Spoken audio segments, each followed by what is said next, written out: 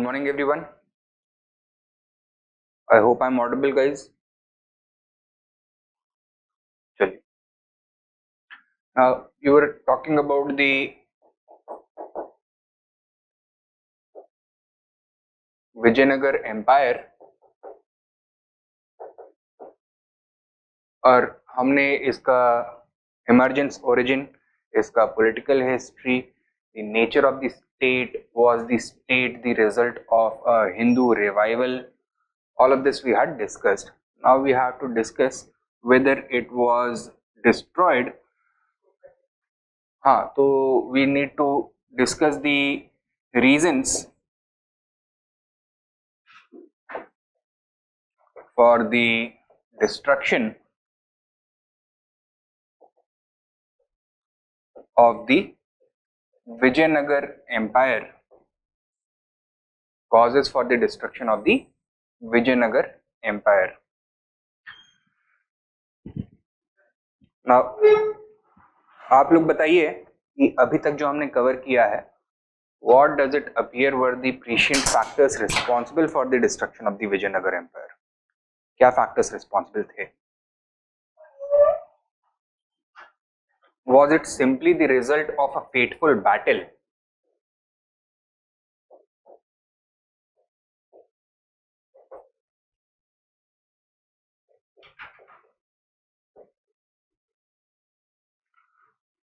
Or were some other factors also responsible? देखो, the Vijayanagar Empire had a long and complex history.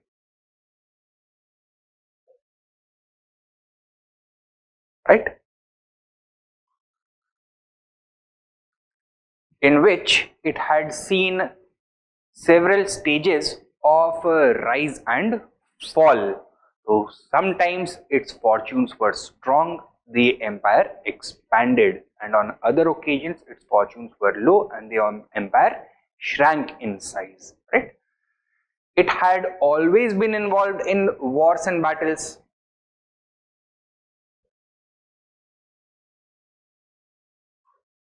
So perpetual war was one of the significant features of Vijayanagar history, and some of these wars had been especially harmful. For example, the war, or you can say the defeat of Devraya the First to Firuz Shah Bahmani. Now here Devraya the First had to capitulate and accept extremely humiliating conditions in order to secure peace. However, Devraya the First, due to his tactful diplomacy, was able to recover his fortunes and ultimately ended up succeeding in his conflict against Firuz Shah Bahmani. Firuz Shah Bahmani was defeated and was forced to step down from the Bahmanid throne, right? So केवल एक battle को हम क्या fully responsible रख सकते हैं इसके लिए? Yes, it was a great setback to the Vijayanagar fortunes, but the state actually lingered on for more than 100 years after this battle took place. ठीक है? Yes, the capital city was sacked and destroyed, and although attempts were made to revive it, none of them were successful.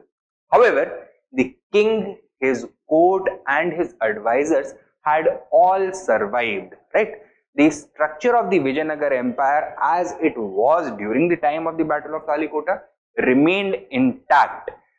It was strong enough to attempt recovering some of its lost territories, where it was successful as well. However, these attempts were not successful in the long term, right? Now, the Battle of Talikota was not the direct factor responsible for the decline of the Vijayanagar Empire. It was simply it simply exposed the inner weaknesses of the Vijayanagar Empire, right? And it gave a shock to the system from which it could not recover. तो ये understanding हमें पहले होनी चाहिए. एक ऐसा कोई major लड़ाई नहीं हुआ कि पूरी की पूरी विजयनगर की आर्मी हार गई और उसके बाद the empire suddenly collapsed. That is not the case. So if it is not the battle of Talikota which was responsible, what were those other factors which were responsible? Those factors will also have to be long term and complex, built into the very fabric of the Vijayanagar state system. So what were the weaknesses of the Vijayanagar state which led to its ultimate decline? वो हमको देखने हैं. First of all, constant warfare had resulted in the emergence of feudalization of the polity. It had resulted in the emergence of military feudalism.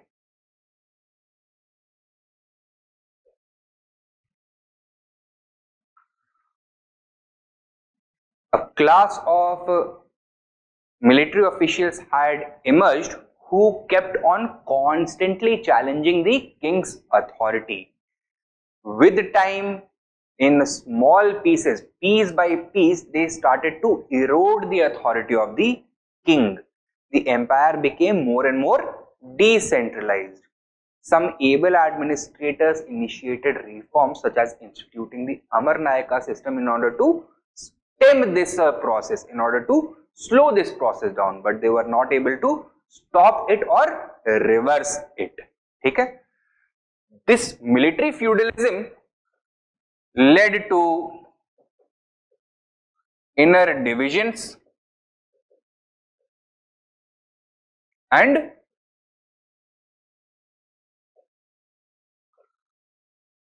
conflicts. Further, the constant warfare also acted as a perpetual drain on the economy.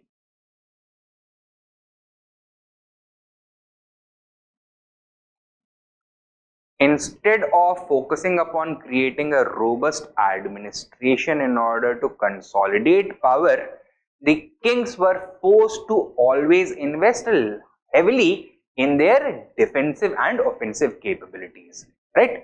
तो एक wing of the state over developed था और बाकी सारे under developed रह गए या फिर डिटीरियरेट होते गए, उनकी इफेक्टिवनेस इरोड होती गई, right? So that was another result of this constant warfare. Thirdly, Vijayanagar was never able to stabilize its border, especially its northern border. To its north was a strong adversary which also underwent similar undulations in its fortunes. कभी उसका सिक्का ऊंचा होता था, कभी नीचे जाता था. Whenever the Bahmani sultans were stronger, they always pressurized the kings of Vijayanagar. They were also making alliances with other regional powers such as the the Reddys of Andhra Pradesh, Telangana, and the Gajpatis of Odisha, right? And because the Vijayanagar rulers were never able to stabilize their borders, the physical extent as well as the administrative institutions and practices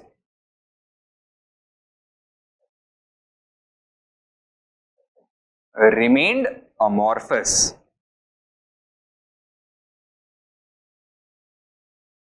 Right? So they were never able to take a definite shape, a definite form. There was always a degree of a constant evolution and change in the administrative setup as well as the physical shape of the state. इसकी वजह से क्या होगा? Will permanent systems be able to emerge और will administration be characterised by a sense of instability and impermanence? Instability and impermanence.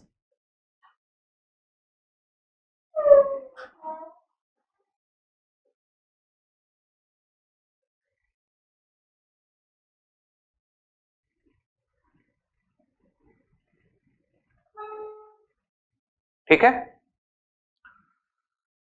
So constant warfare was one of the biggest problems that the Vijayanagar state had to contend with at a permanent scale. Clear? Secondly,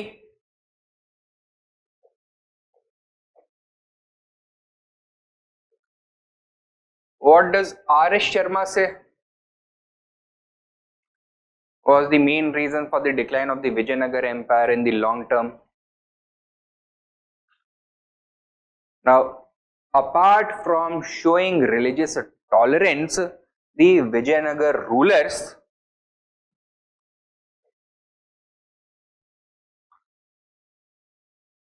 showed no initiative or no enthusiasm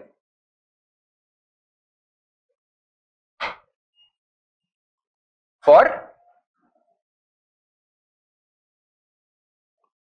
modernity, right? We are talking about the 15th and 16th centuries when Europe was witnessing its own renaissance. Although a lot of cultural activity was taking place in Vijayanagar, a lot of religious tolerance was at display, a cosmopolitan urban environment had emerged in the larger cities and ports, but the same kind of scientific and rational thinking was not patronized by the, was not encouraged by the rulers of Vijayanagar. Essentially, the rulers of Vijayanagar displayed a distinctly medieval philosophy, medieval mindset. So the state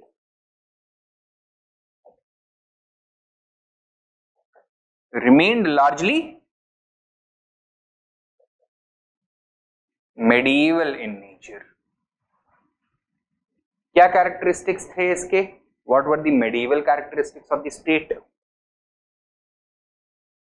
The absence of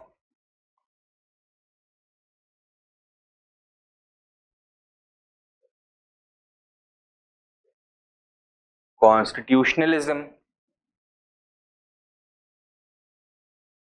the presence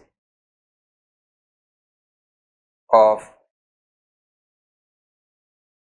absolute divine monarchy,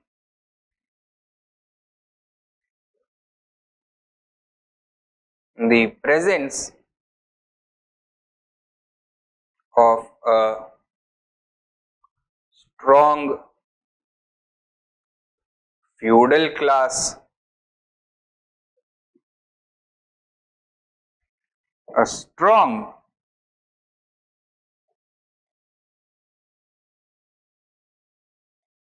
Brahmanical bias in state institutions,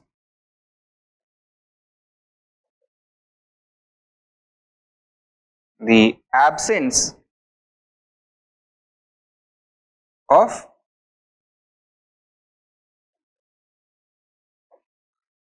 equality, and lack of free competition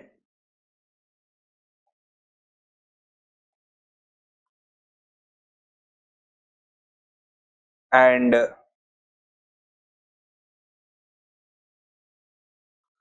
state support to the commercial class.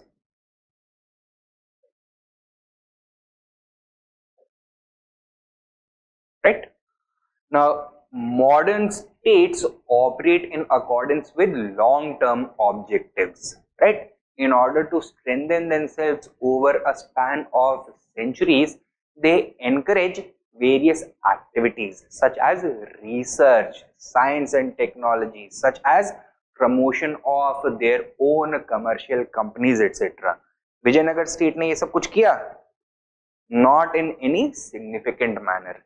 अगर कुछ attempts हुए भी, so they were sporadic, right? Not constant. They were not emerging as characteristics of the Vijayanagar state.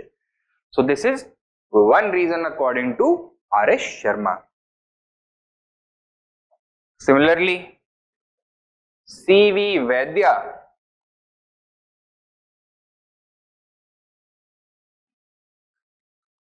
what does he say?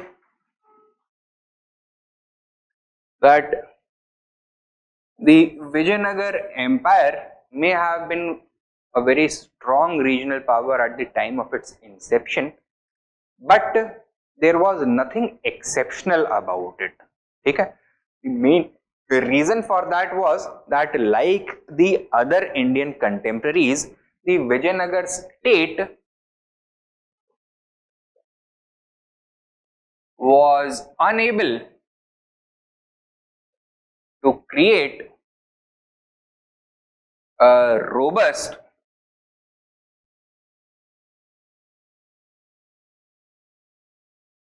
commercial system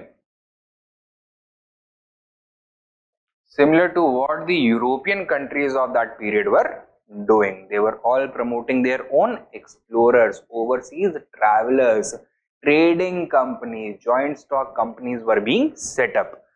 Vijayanagar Empire was blessed with an extremely long coastline. It was located in a region which generated a lot of exports. So Vijayanagar was well poised to take a leading role in the global trade network. But इन्होंने क्या किया? Did they ever focus upon controlling the trade? No, they were more than happy to simply let others facilitate the trade for them. Earlier the Arabs, followed by the Portuguese. Okay? The rulers of Vijayanagar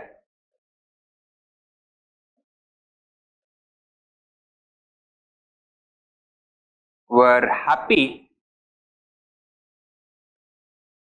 to let others control its external trade.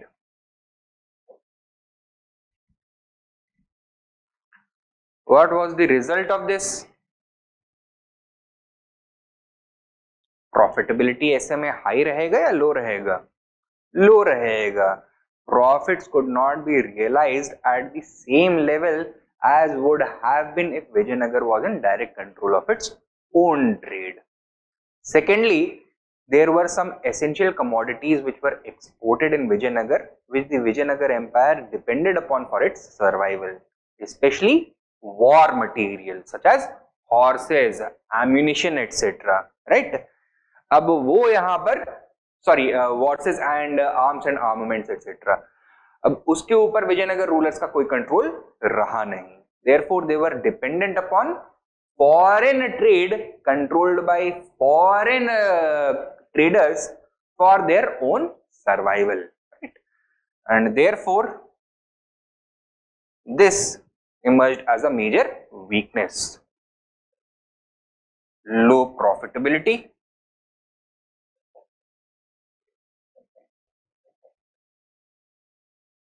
and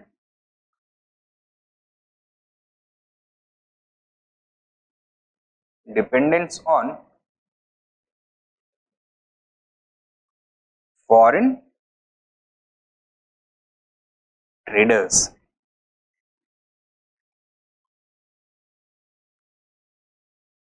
इसका एक और impact हुआ that since Vijayanagar rulers did not focus upon creating a robust overseas maritime commercial arm, they were also lagging behind when it came to naval strength.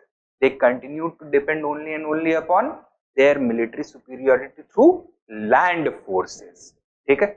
And the nature of warfare was changing at this point of time. The entry of Europeans into the Indian Ocean region had resulted in a complete transformation of the military landscape and military doctrine. Land power was being overtaken now by sea power. The Europeans were able to capitalize upon this from the 16th century onwards, and although Vijayanagara Empire had access to the best craftsmen of ships, the longest coastline, as many as probably 300 ports, they were not able to capitalize on it क्योंकि वो financially viable नहीं था. अगर commerce में उन्होंने invest किया होता so it would have become even more important for them to defend their commercial wealth, right? अब क्योंकि कोई इंसेंटिव नहीं था, therefore they continued to focus upon land power. So even though it was a large coastal state, it remained absolutely a land power. It was not able to develop its naval strength.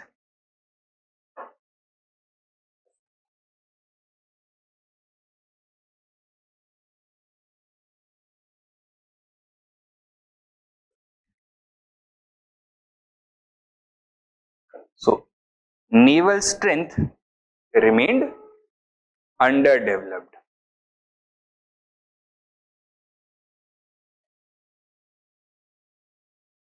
Right? Now,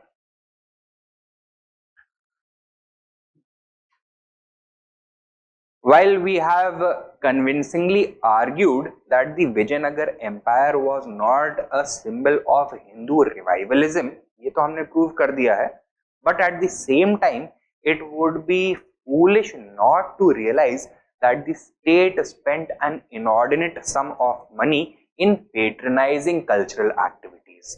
ठीक है? अब that is very good from the perspective of cultural preservation and growth. But when it comes down to rule and expansion and survival of a state, वो हो सकता है उतना ज़्यादा useful ना हो, especially in the long term, right? And Vijayanagar rulers were never able to end this cycle. क्यों? क्योंकि उन्होंने अपने आप को प्रोजेक्ट किया था as the protectors of Hindu faith and Hindu culture.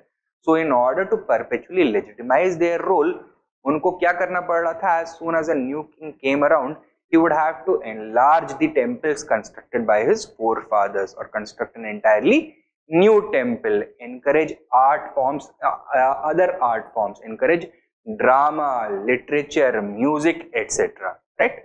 So that was one other mistake. Wasteful expenditure, especially in the field of cultural activities, which took necessary funds away from other critical areas, maybe administrative or development or defense or some other areas which may have been, if you can say the investment had been done there, it would have been beneficial for the state in the longer run.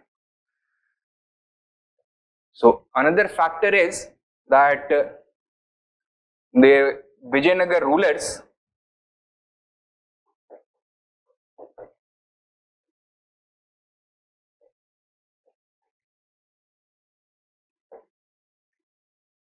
spent lavishly on cultural activities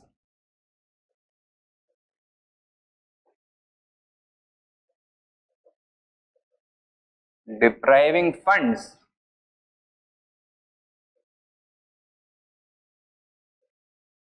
from other critical sectors.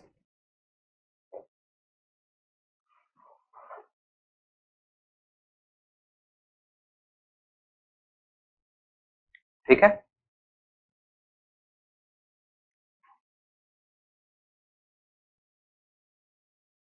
And finally हम ये बोल सकते हैं that especially with regards to the Battle of Talikota, the ruling class at that point of time had not been able to serve its own larger interests, because it was either unable to see the pattern of historical development in this region, or unwilling to concede its own limitations or weaknesses. तो या तो ज्यादा arrogant थे या फिर पता नहीं था कि इस पीरियड, इस रीजन की हिस्ट्री कैसे डेवलप हुई है. जनरल पैटर्न क्या था? Over the centuries Vijayanagara empire had been able to survive and grow as it was able to prevent its enemies from unifying into a single force, right? Till now had been able to prevent its enemies from unifying. But what did Ram Raya do? Through his actions, he galvanized three of the strong Bahmanid successor states, that is Ahmednagar, Golconda and Bijapur, to form a united coalition against Vijayanagar. And thus, as soon as this happened,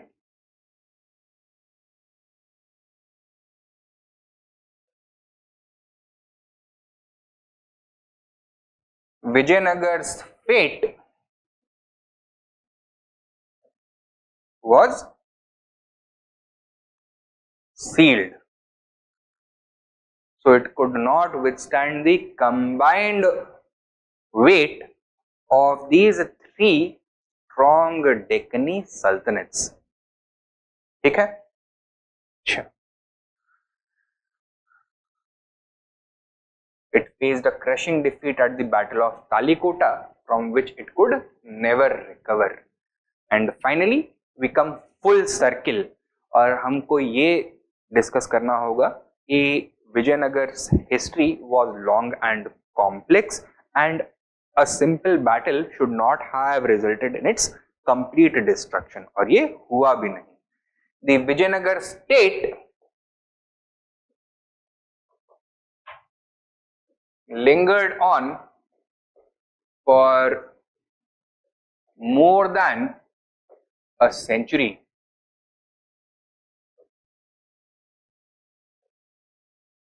However, due to the other inherent weaknesses जो पहले हमने discuss करी है ना, it was never able to revive its fortunes.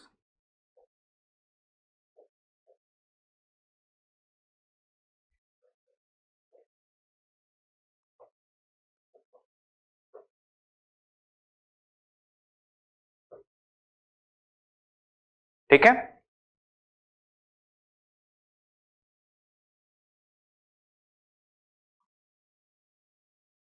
Is this clear? समझ में आया है ये? पक्का? Now take down a question.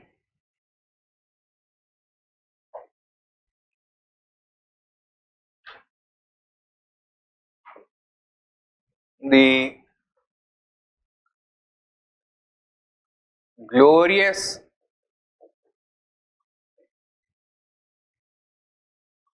Vijayanagar Empire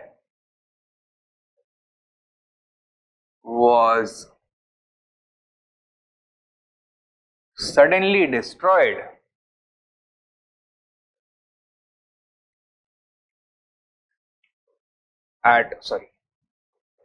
in the cataclysm of Talikota. Full stop. Critically analyze.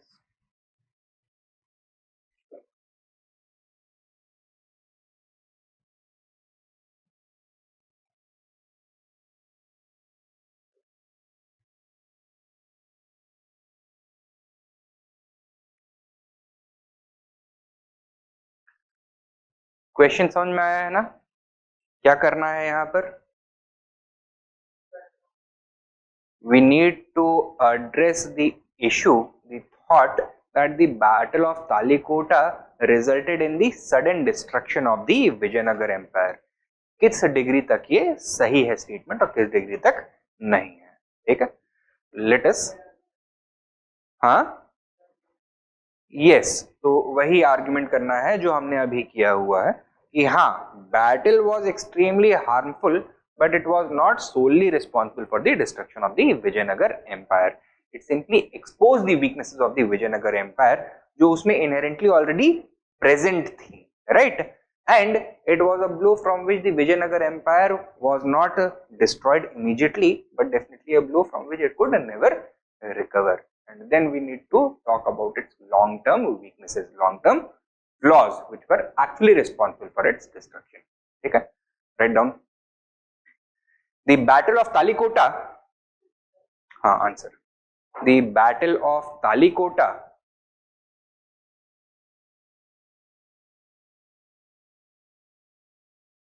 is often considered to be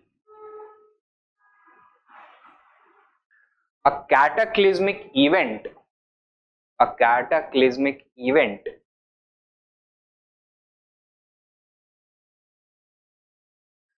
which brought an abrupt end,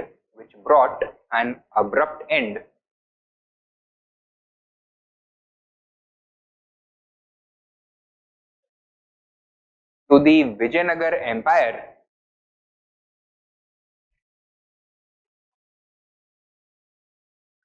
at its peak.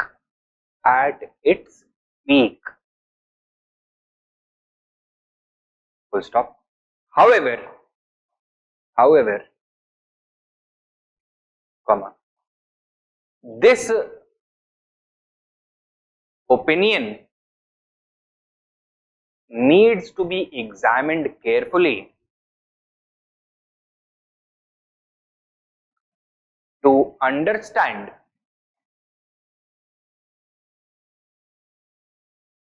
the true significance of this battle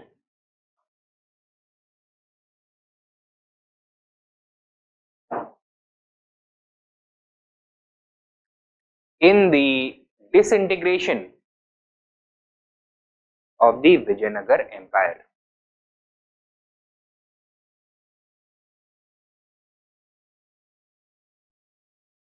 ठीक है, next paragraph.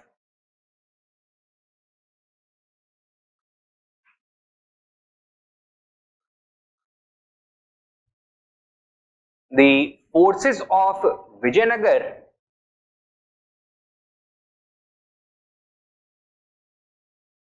were decisively crushed by the combined armies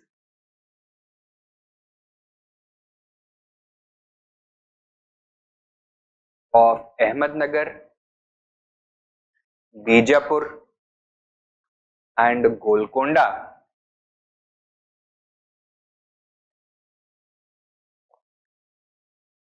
at Talikota.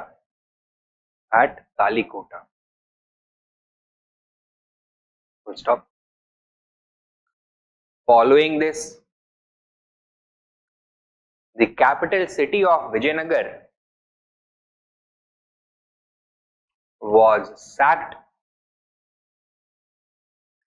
and set on fire.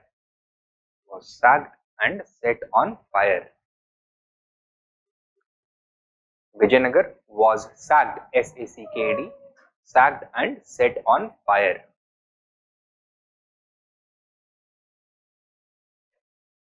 Full stop. However, the state of Vijayanagar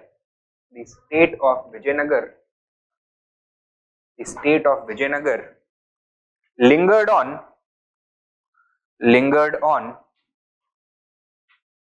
for more than a century after this.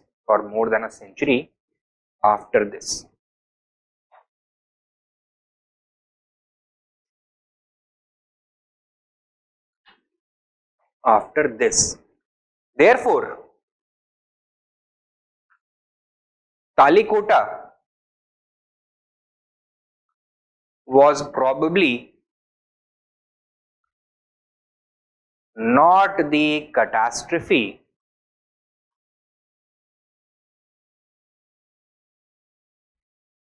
as it is often imagined. Not the catastrophe as it is often imagined. ठीक है? It simply exposed the inherent flaws in the Vijayanagar system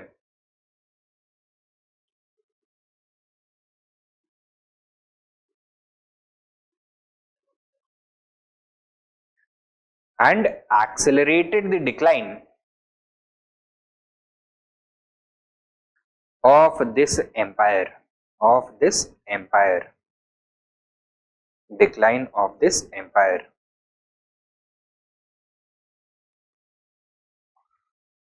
Full stop. In light of this understanding,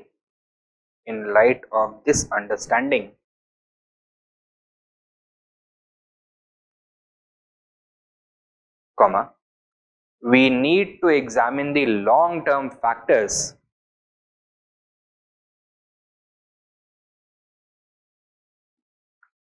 for the Vijayanagar decline.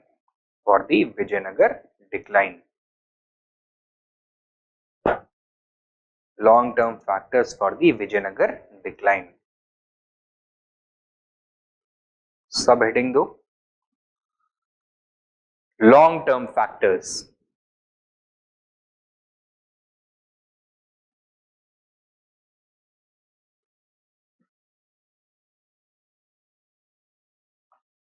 Number 1, constant warfare.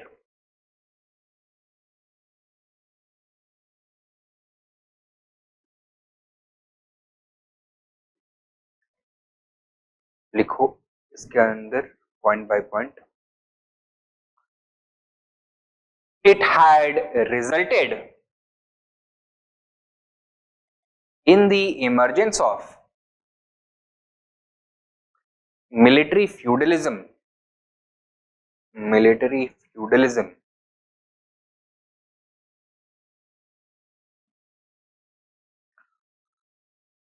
with the Amarnayakas, Palaigars and Ayagars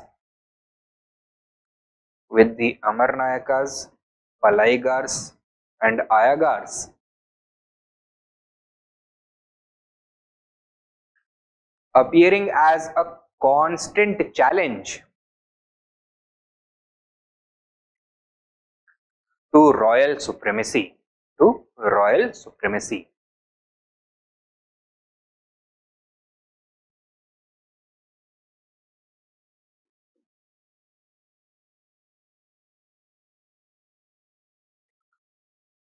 As such,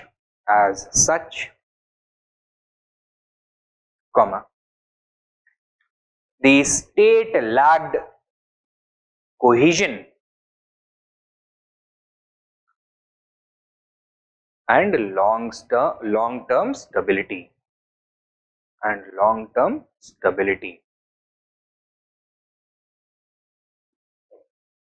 Full stop.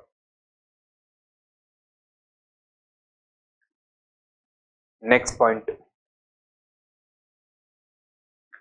Perpetual war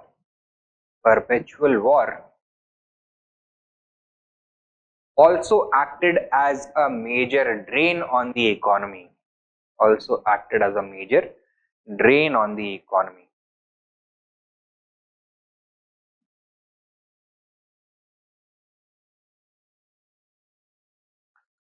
Full stop. The state continued investing heavily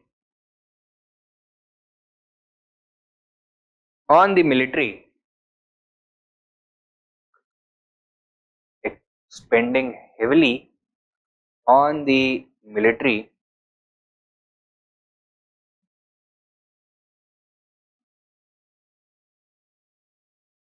while neglecting other important areas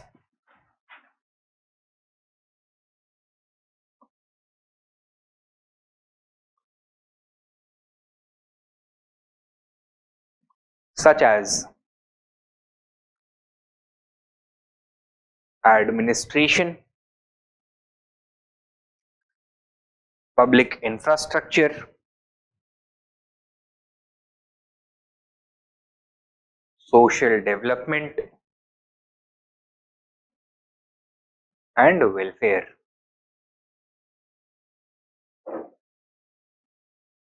Full stop. Next point. Due to the constant warfare, both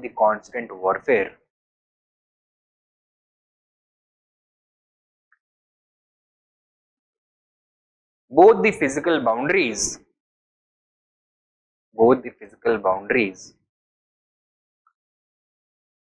as well as the form of administrative institutions and practices,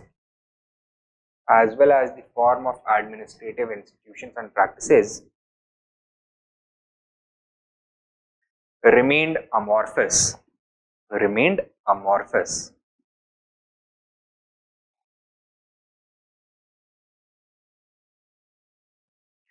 Full stop. This imparted the characteristic of instability and impermanence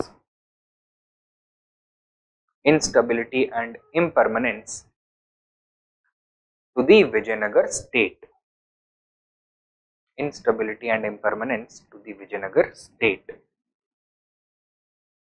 ठीक है. Next लिखो number 2.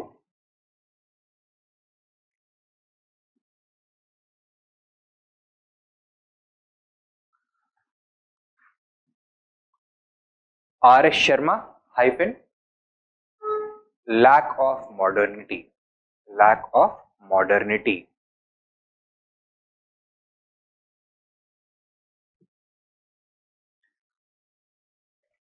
Write down. He argues that apart from their religious tolerance,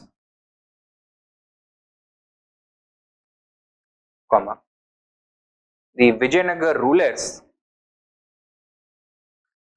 did not show any enthusiasm for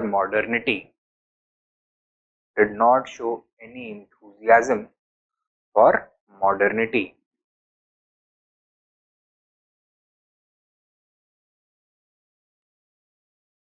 Full stop. The state remained essentially a medieval organism.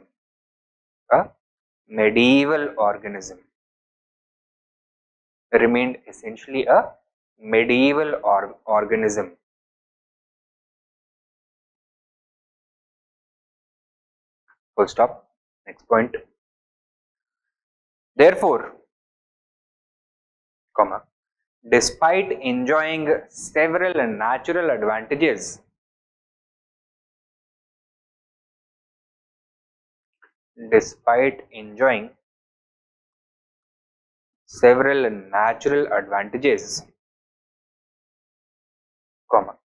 Vijayanagar was unable to distinguish itself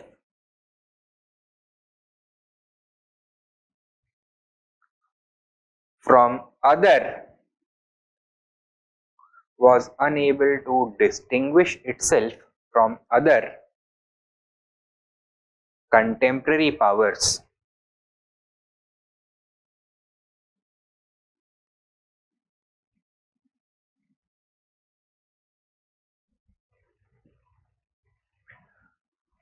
Next point.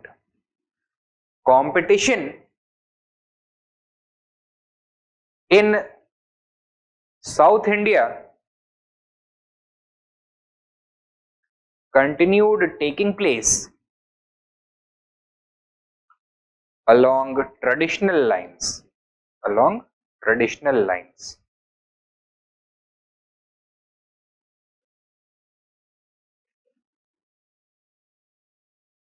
ठीक है. Now argument ये है that Vijayanagar had all the opportunities, it had the natural advantages to modernize itself, but it chose deliberately not to do so. या तो awareness नहीं था या फिर political will नहीं था modernize करने के लिए. And result क्या हुआ इसका कि पहले जिस तरह से competition होता था based on the strength of military forces, अभी भी उसी basis पे strength होगा. And because of the lack of initiative and enthusiasm towards modernity, even military में भी they continued to lag behind or were at par. ठीक है.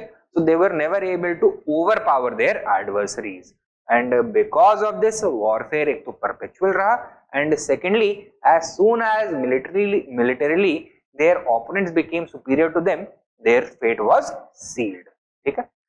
As a result, as a result,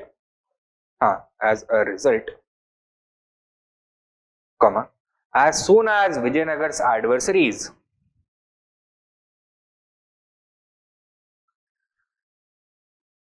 gained the military advantage,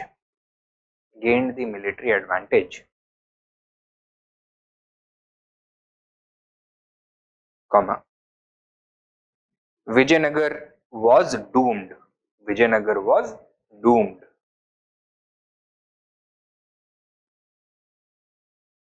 ठीक है.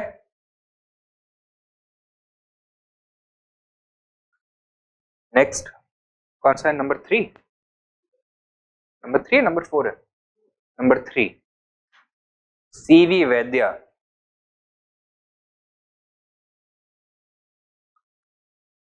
lack of commercial enterprise. Lack of commercial enterprise.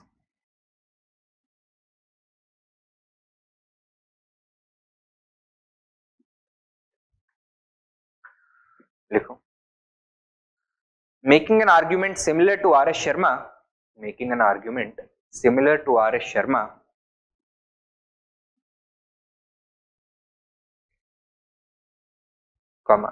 CV Vaidya has emphasized or has highlighted the inability of the Vijayanagar state to create inability of the Vijayanagar state to create a robust commercial system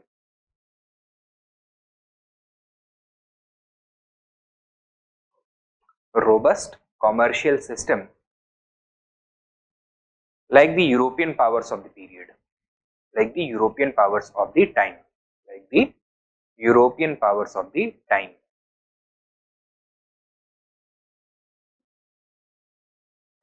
Full stop. Next point, they were more than happy to allow foreigners, within brackets, initially Arabs and later Portuguese, to allow foreigners, bracket खोल के लिखो, initially Arabs and later Portuguese,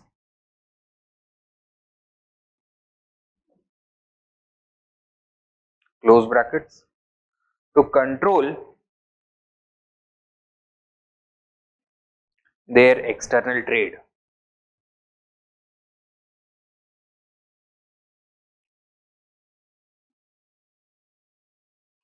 And collect customs and duties from this trade.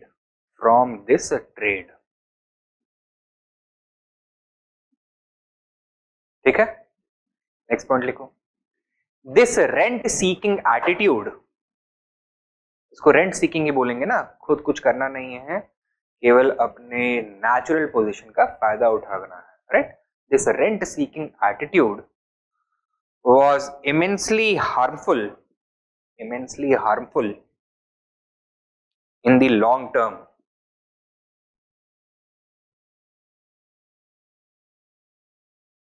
First off, their inability to control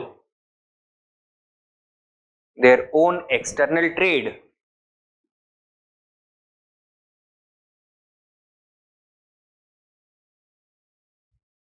resulted in lower profitability,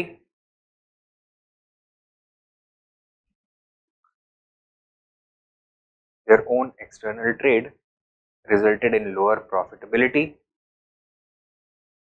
comma, increase their dependence on foreign traders,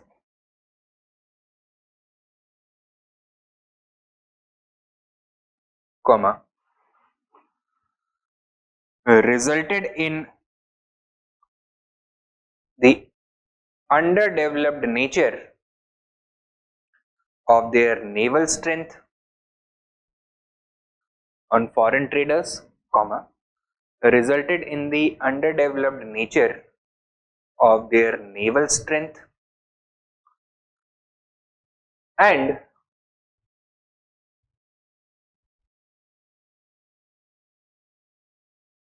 prevented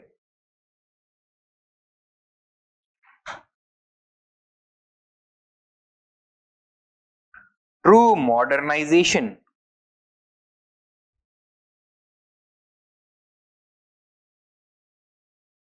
of the economy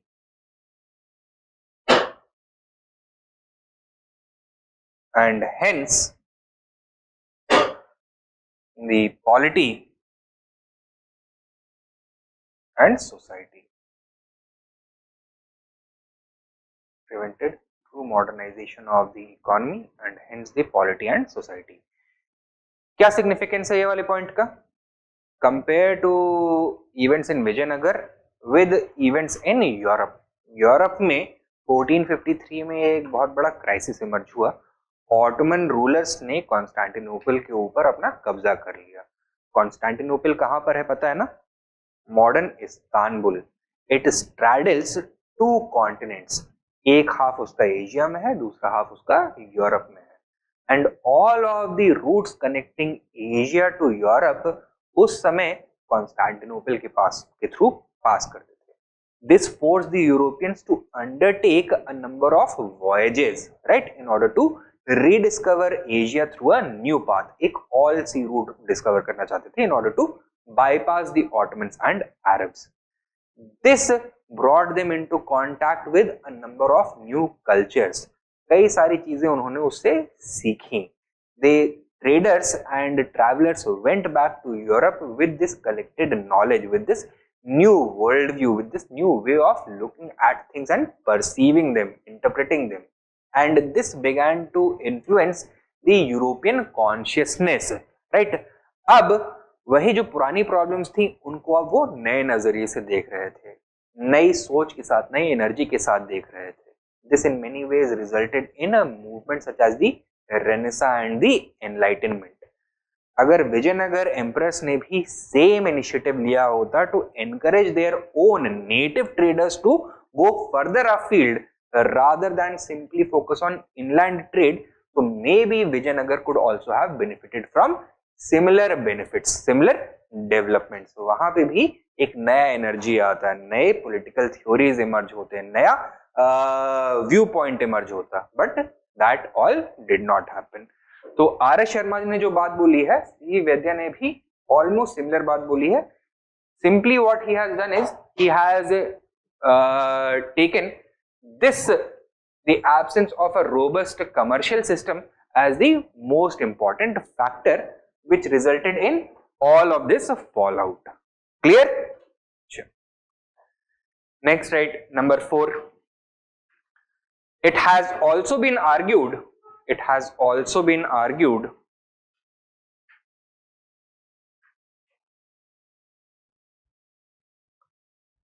that the rulers of Vijayanagar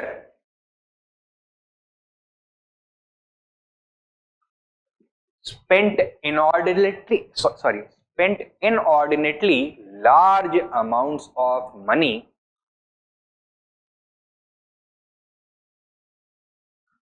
on patronizing art and cultural activities such as literature, music, dance, drama, and architecture, instead of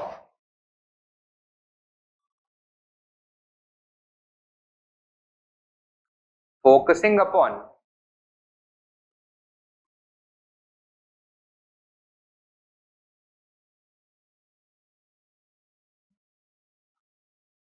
durable public works. Durable public works.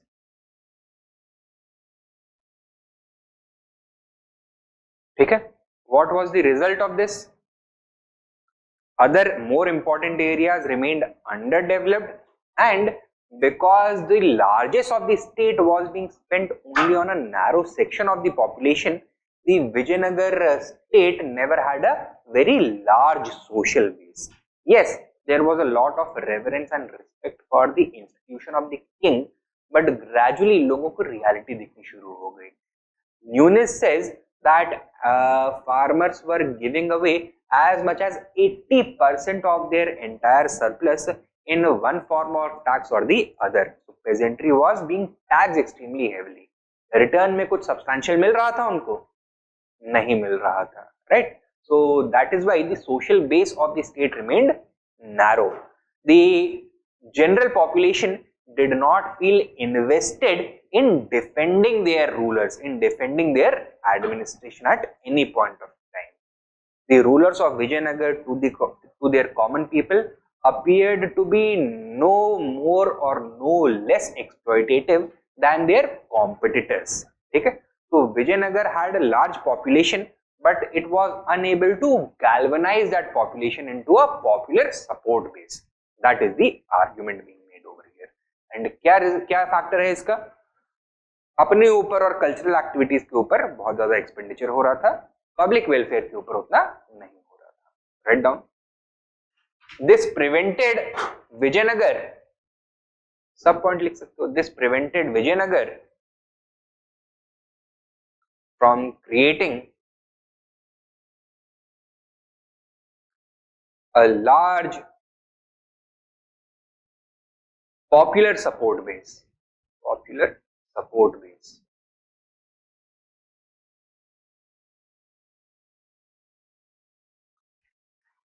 Full stop.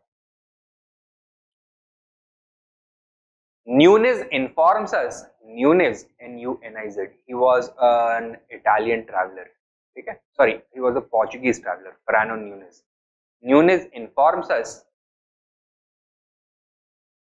that peasants had to part with as much as 80% of their surplus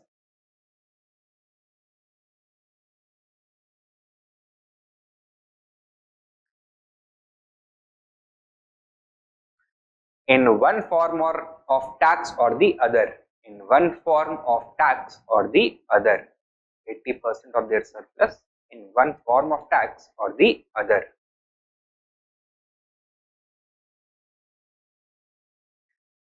Next point. As such, the common population never felt invested in defending the state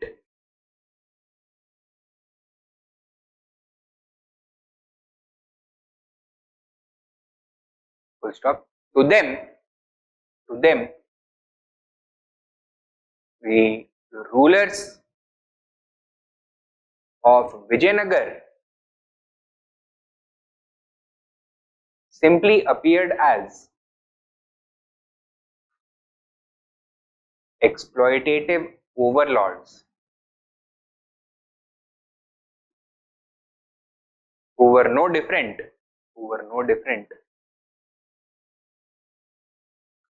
from other contemporary rulers,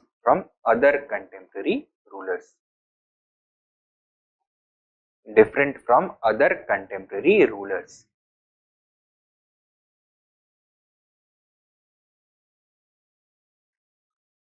ठीक है?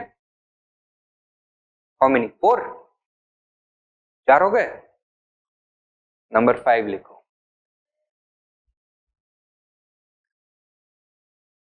Inability to prevent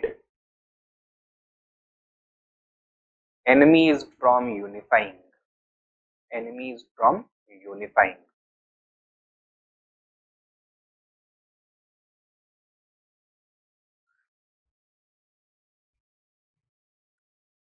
Write down sub point.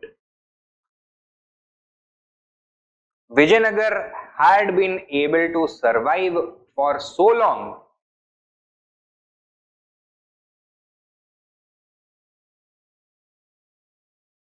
due to its ability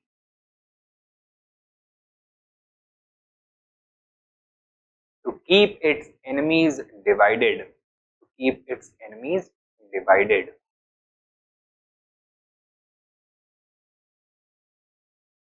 Full stop.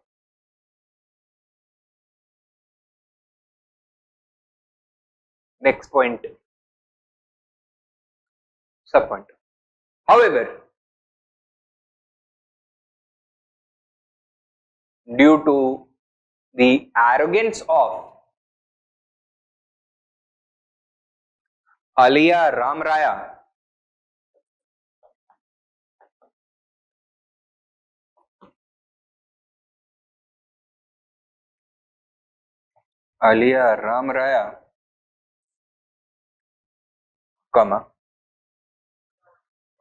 three of the strongest adversaries of Vijayanagar,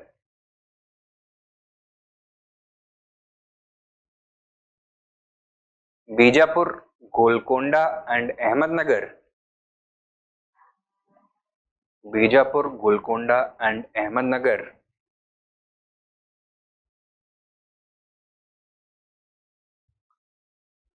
formed a grand alliance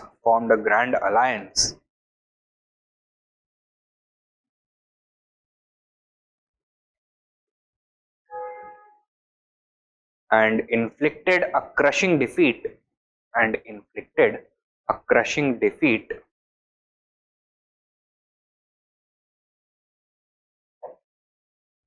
on Vijayanagar.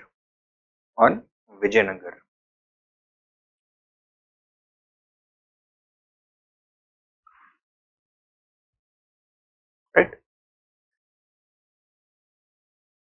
Conclusion में लिखो. The Vijayanagar state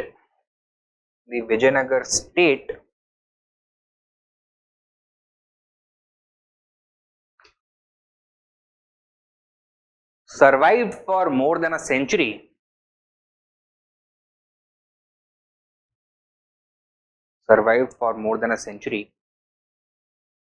after Talikota, but due to its long-term weaknesses, it was unable to revive its fortunes.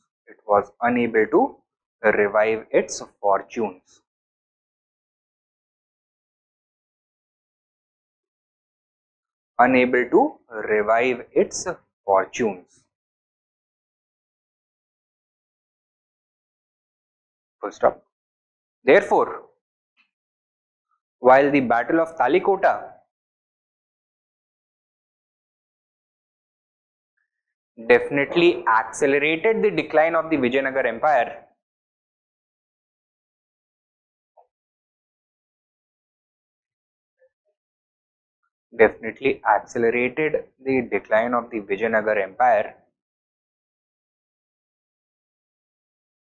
comma, it was not the main cause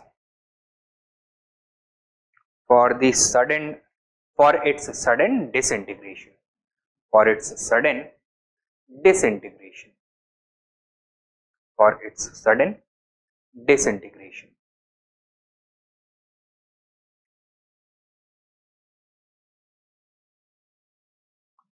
ठीक है?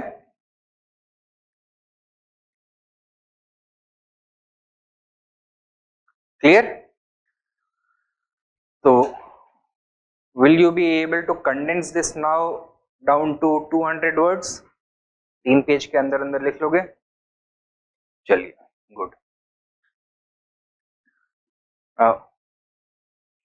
Next topic that we have to cover is foreign travelers who visited Vijayanagar over time and what they have observed about Vijayanagar. ठीक है? Now time period क्या है Vijayanagar empire का?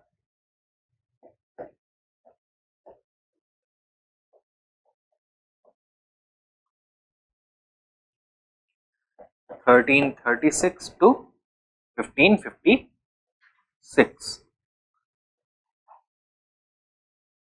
What were the major developments that were taking place in the wider world? क्या हो रहा था बाकी दुनिया में at this point of time? क्या हो रहा था? सेंट्रल एशिया में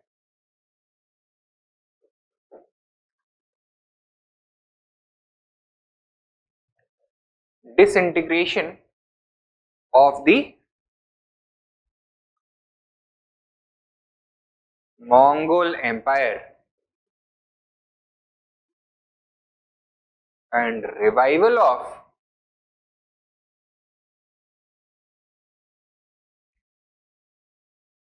Turkish and Persian power. In North India, there was a decline of the Delhi Sultanate.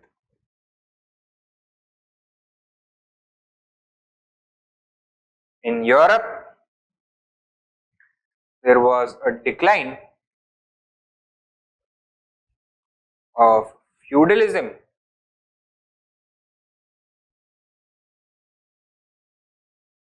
and rise of and emergence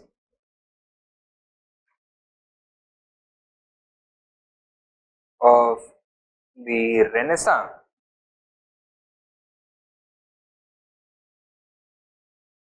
and the age of adventure.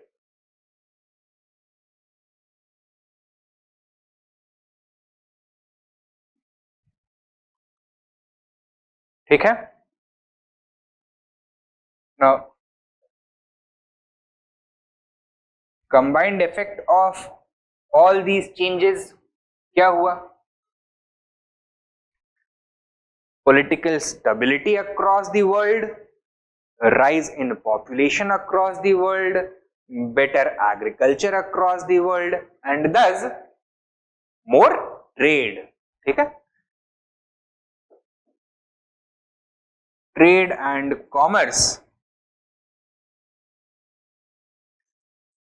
which had remained suppressed up to the 14th century, suddenly bounced back. ठीक है?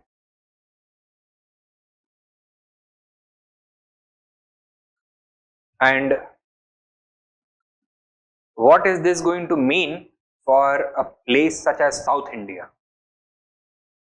क्या होगा? Is it going to remain isolated from the world or is it going to be connected to the global commercial superhighway now?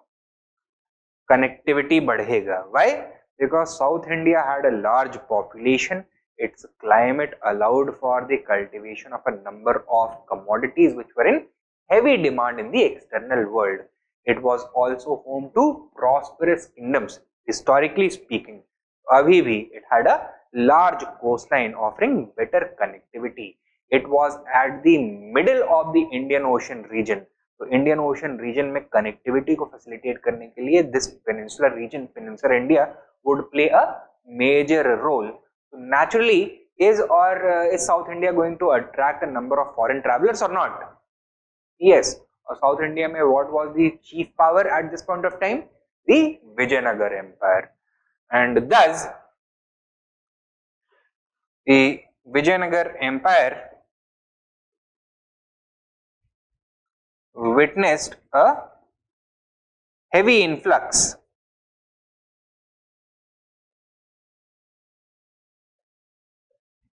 of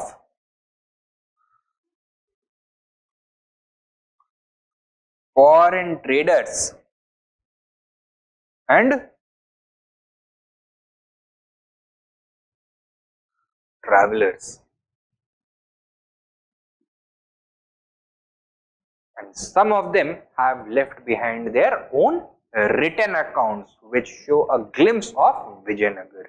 Life in Vijayanagar, its culture, its people, its social composition, their institutions, the position of the king, their social practices and customs, their economy, इन सब चीजों के बारे में ये traders बात करेंगे.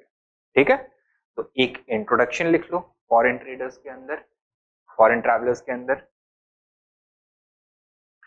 The Vijayanagar Empire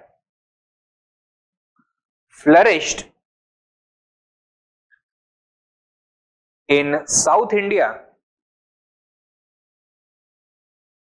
from the mid 14th to mid 16th centuries. Mid 14th to mid 16th centuries. Full stop.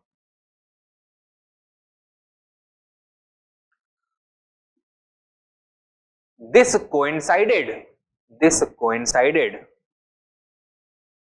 with some important changes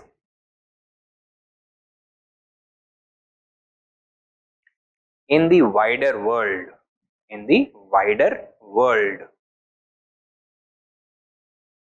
Full stop.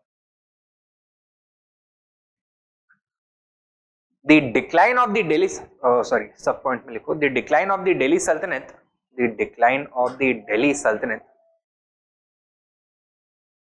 meant that the politico-economic center of gravity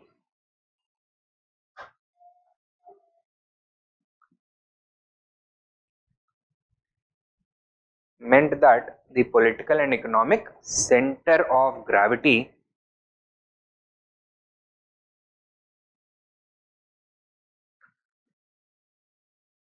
north में ही रहेगा या फिर towards the south shift हो जाएगा?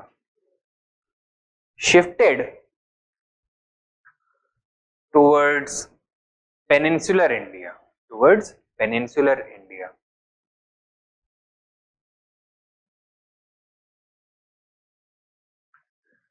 Next sub point.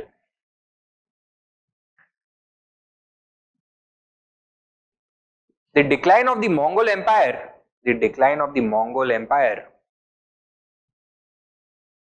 resulted in the revival of Turkish and Persian states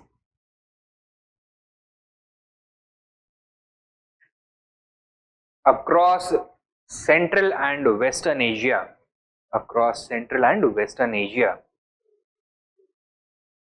States across Central and Western Asia.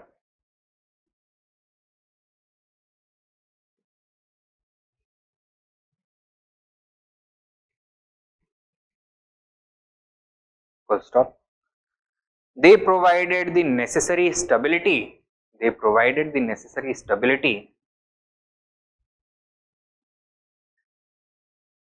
facilitate commercial exchange, to facilitate commercial exchange. Next subpoint. Similarly, the decline of feudalism,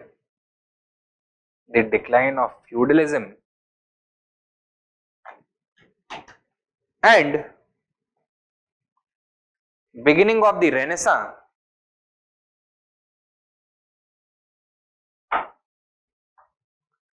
triggered an age of adventure.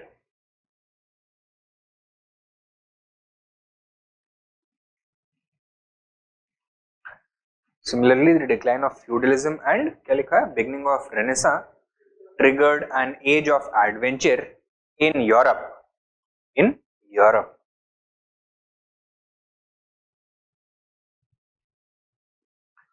Full stop. Main point. The combined effect of these developments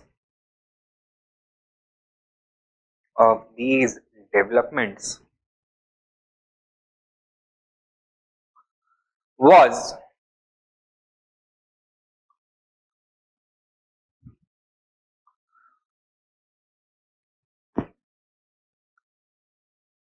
the revival of trade,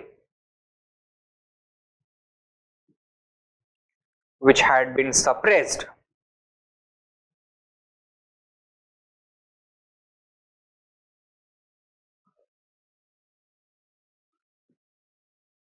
since the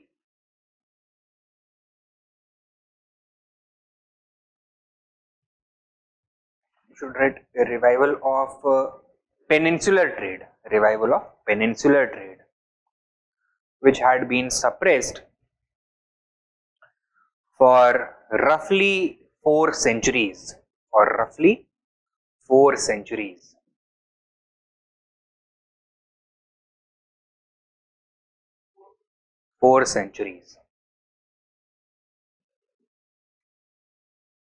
ठीक है.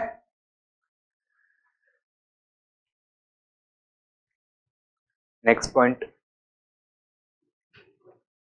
Next main point. South India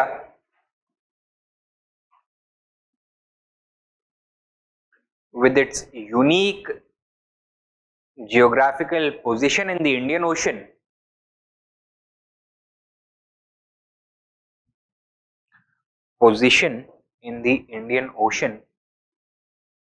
and its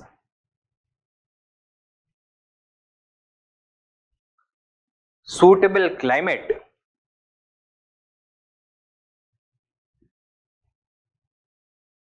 emerged as a major commercial and export hub.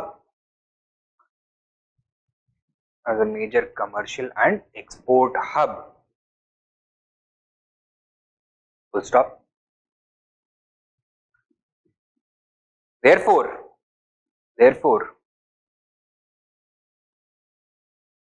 the Vijayanagar Empire witnessed a heavy influx of foreign traders, travelers, diplomats,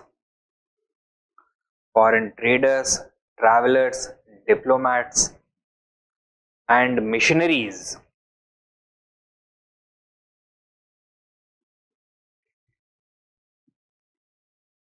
Full stop. Some of them left behind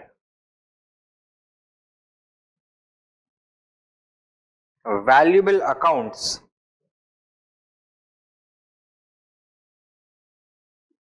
of life in Vijayanagar,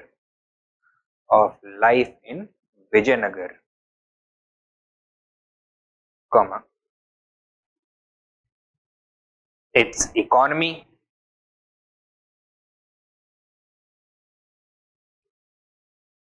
its urban environment,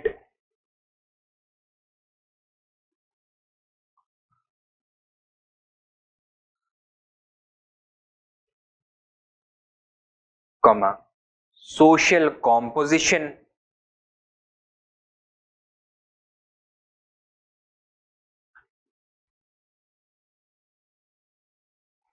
cultural customs, cultural customs, and political life, and political life. ठीक है, ये हो गया अपना introduction. Now the different foreign travelers one by one. First of them,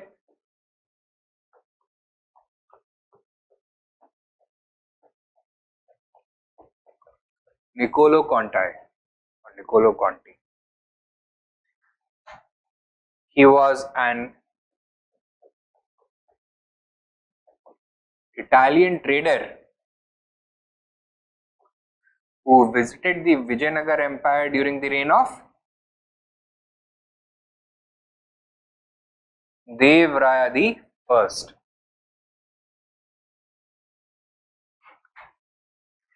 He has given a detailed description of the city of Vijayanagar, which he describes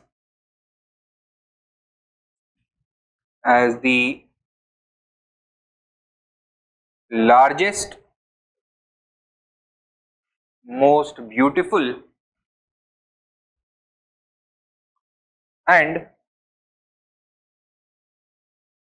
most well provisioned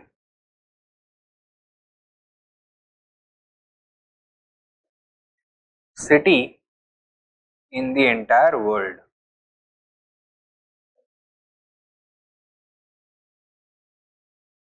Right? In fact, he calls it as large and as beautiful as Rome.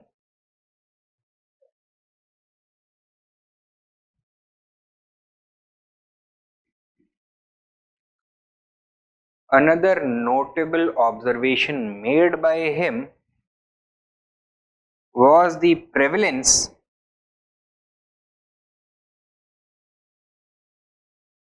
of sati in the Vijayanagar Empire.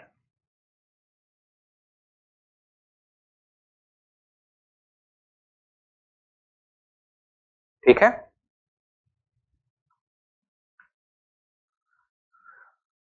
Next famous foreign traveler,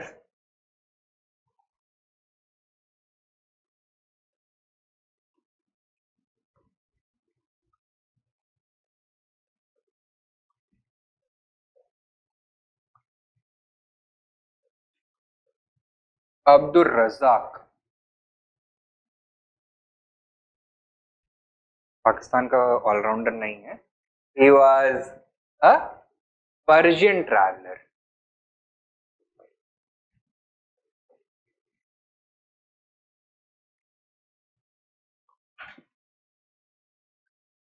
who visited the Vijayanagar Empire during the reign of Devraya the Second. In fact, he was sent to the court of the Zamorin of Calicut. Zamorin was the local ruler of Calicut as the ambassador of the king of Herat. His name was Shahrukh Mirza. Okay? So he was the ambassador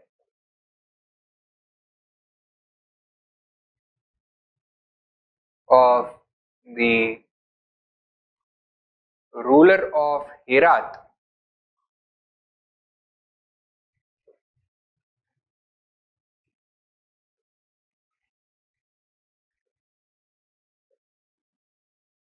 Shahrukh Mirza.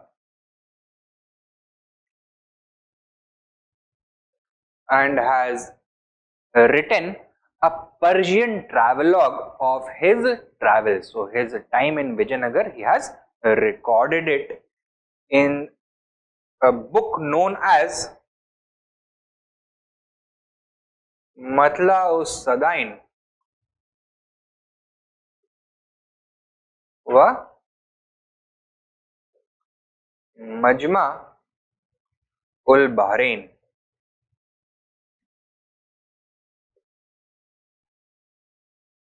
मतला उस सदाइन व मजमा उल Bahrain.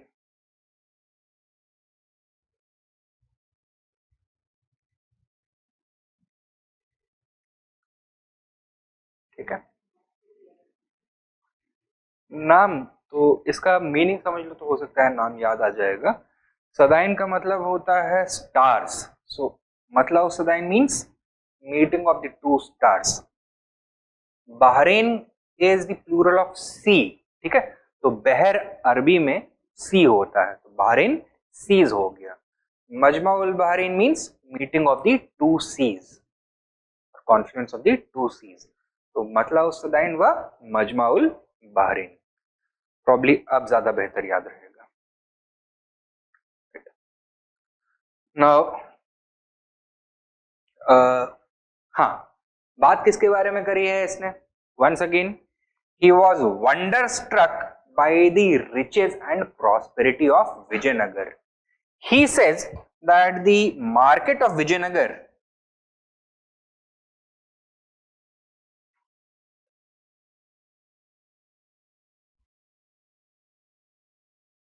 was 10 times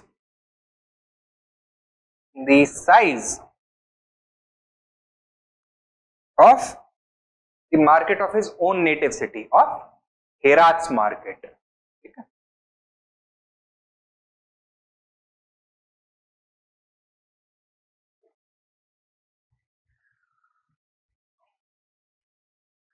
He also informs us that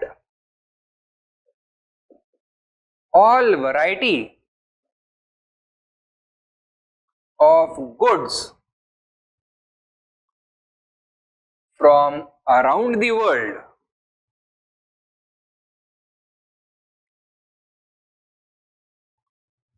were traded on the streets of Vijayanagar.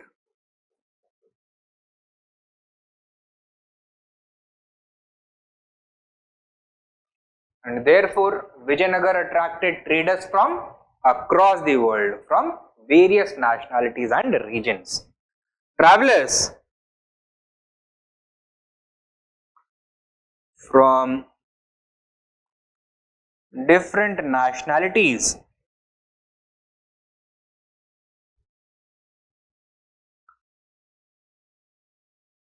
were present in Vijayanagar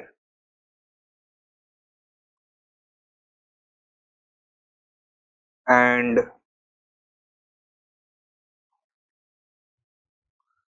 provisions were made for looking after their safety and comfort. So he is highly appreciative of the ruling class of Vijayanagar for doing this.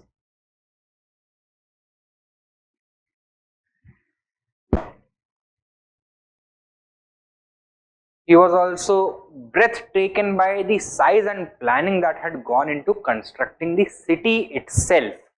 He said that Vijayanagar was almost impenetrable, so it was not possible for any enemy army to besiege Vijayanagar and take it after a direct war. Why? Because it was surrounded by 7 levels of fortification.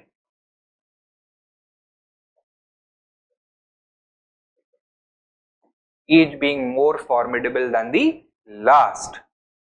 Vijayanagar also had provisions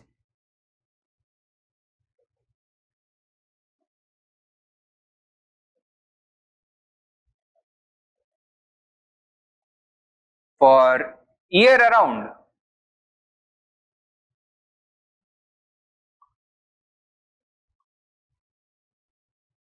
supply of fresh water and food.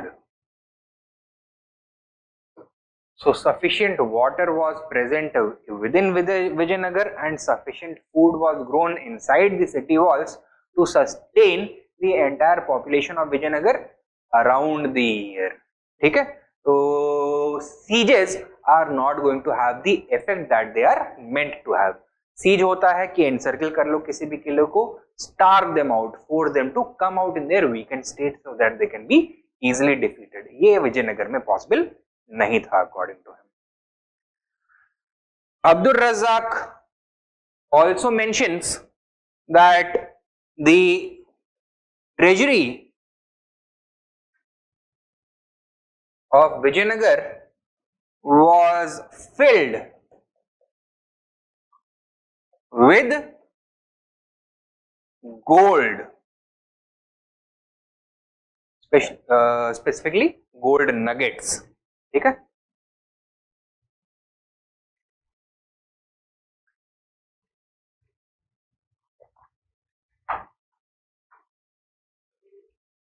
Nugget मतलब gold के टुकड़े, तो कोई regular shape नहीं है, irregular shape के gold के टुकड़े. ठीक है? Further, Abdul Razzaq informs us that the Vijayanagar king maintained an extremely large army with 11,000 soldiers, sorry, 11 lakh soldiers.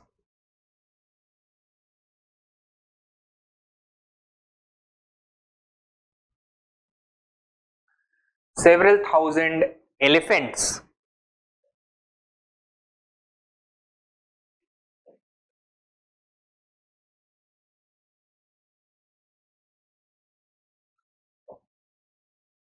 and several units of mounted cavalry.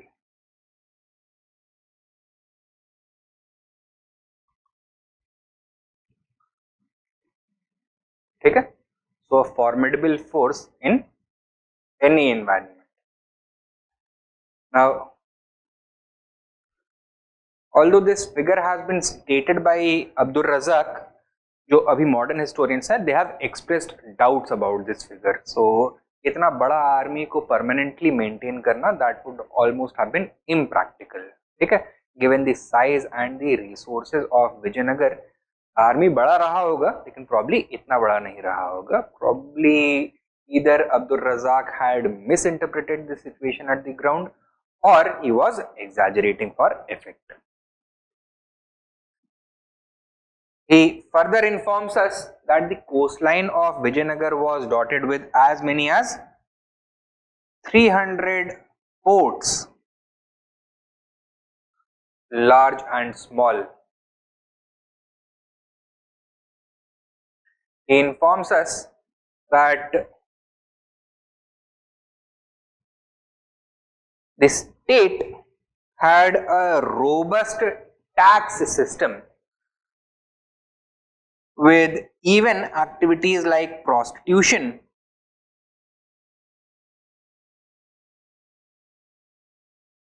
gambling, and even marriages being subjected to taxation.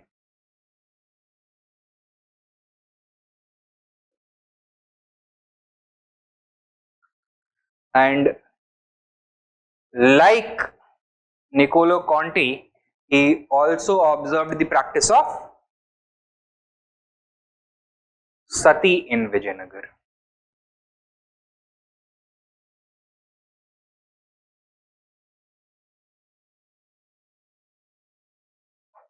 ठीक है? ये हो गए Abdul Razzaq. Next, during the reign of Krishnadevaraya, two Portuguese travelers visited the Vijayanagar Empire. कौन कौन?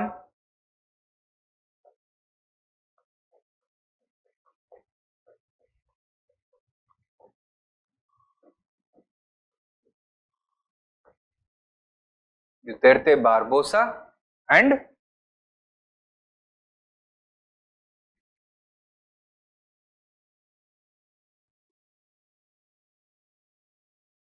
Domingo page. किसके time period में आए हैं?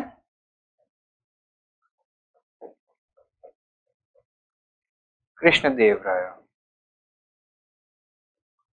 Both were Portuguese travelers.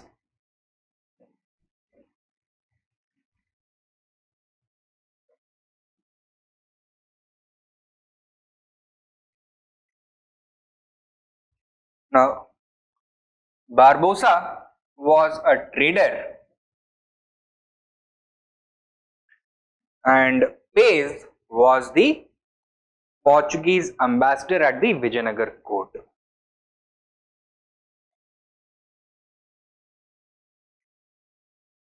So are they going to talk about the same things या फिर अलग-अलग subjects के बारे में बात करेंगे?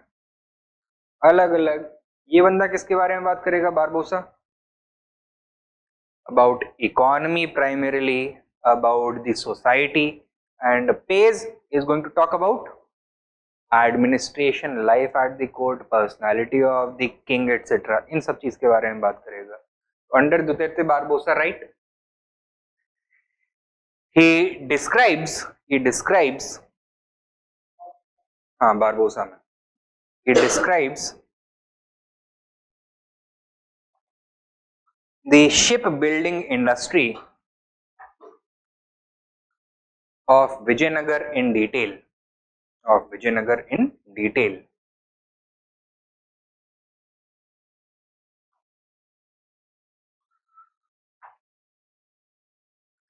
According to him,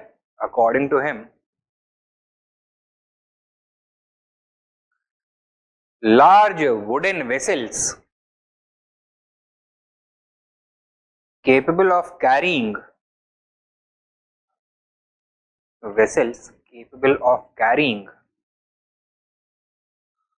a crew of 500 men, crew of 500 men, तो शिप को ऑपरेट करने के लिए लोग चाहिए होते हैं ना. those who are permanently residing on the ships as various operators, उनको उसके क्रू का पार्ट बोलते हैं. A crew of 500 men could be constructed by Vijayanagar craftsmen within 6 months.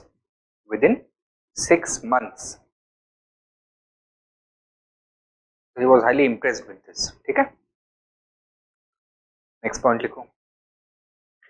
नहीं, next main point. He also mentions the prevalence. हाँ Barbosa वाला ही. तो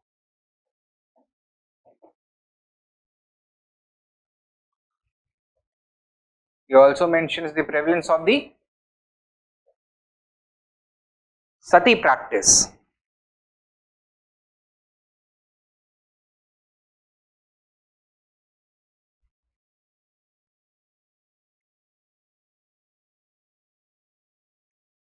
Next, write down. According to him,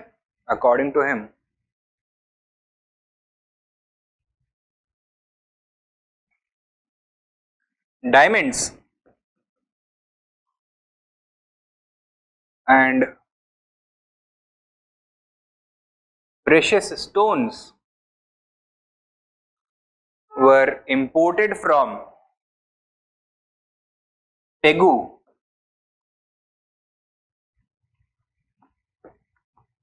silk from China, and black pepper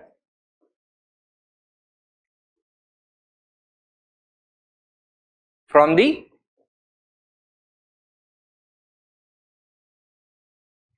Malabar coast. ठीक है. Now coming to Domingo Pais, who visited during the reign of Krishnadev Raya and was the Portuguese ambassador. What does he talk about? So first of all, write down. He was received by Krishnadev Raya at his court.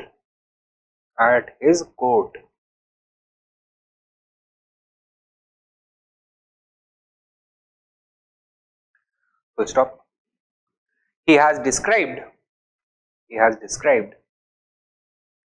the beauty of Vijayanagar,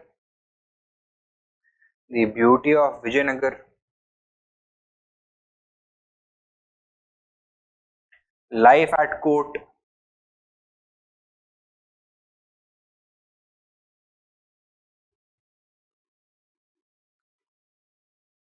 the administrative practices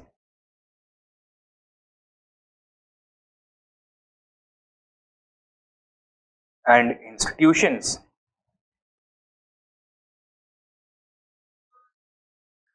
and the personality of the king.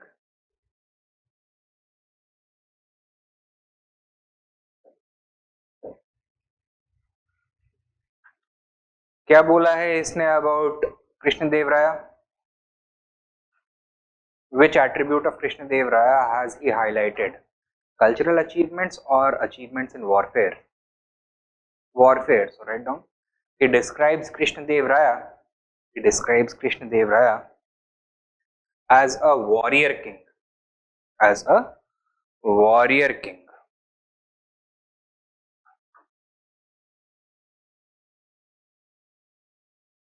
क्या बोलता है?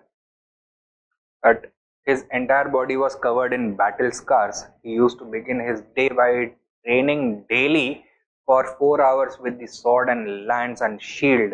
He was also a gifted wrestler and weapons training के बाद wrestling का training करता था 1 घंटा, फिर उसके बाद घोड़ा चलाने के लिए जाता था 2 घंटे वो करता था, फिर उसके बाद आकर के दिन भर काम करता था.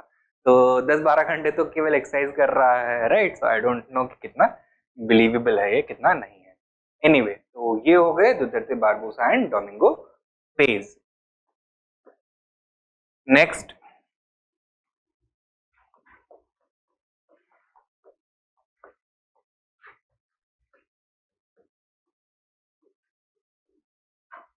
Ferrano Nunes.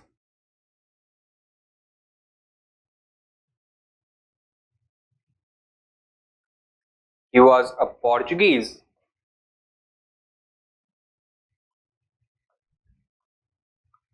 horse trader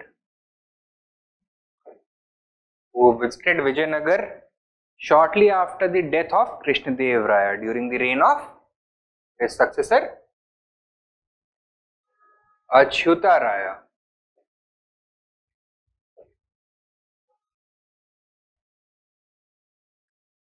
What does he talk about? What are the things he talks about?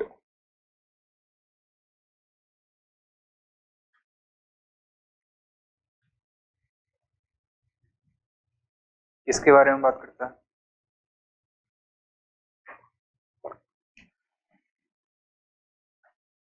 Write down. He has talked mostly about the social and cultural aspects of life in Vijayanagar.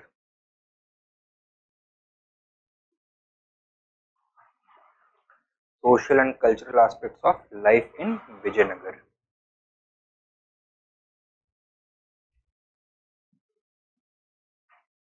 Right. So, like all the other travelers, क्या note करता है?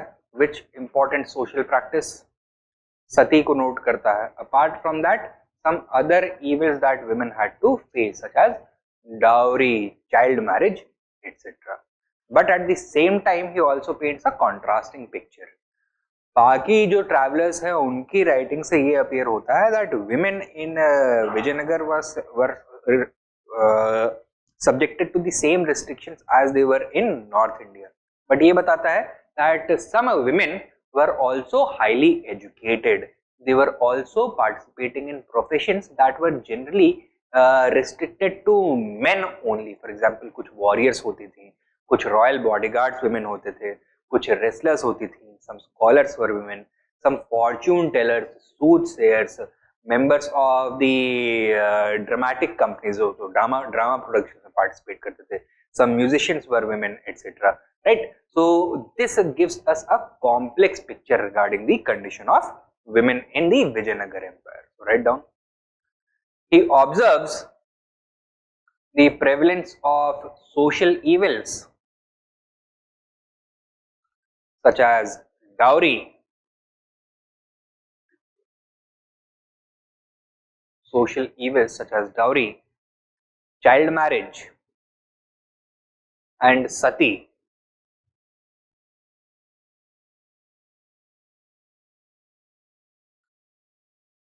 Next point.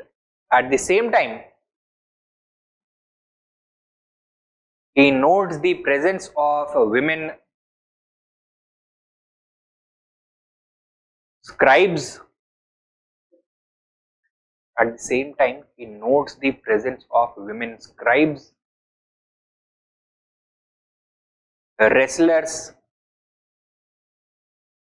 astronomers, musicians, and fortune tellers in Vijayanagar. In Vijayanagar. Full stop. Subpoint. Thus, his account offers a unique insight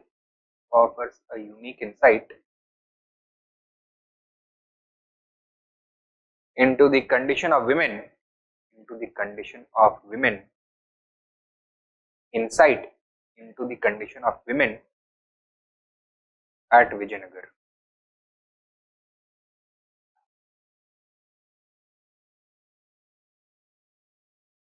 Right?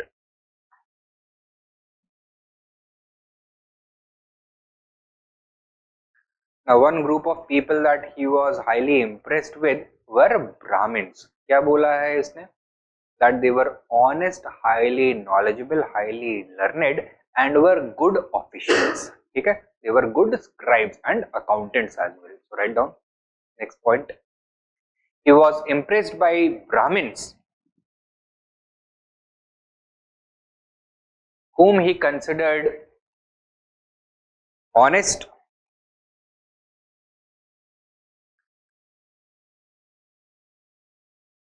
knowledgeable,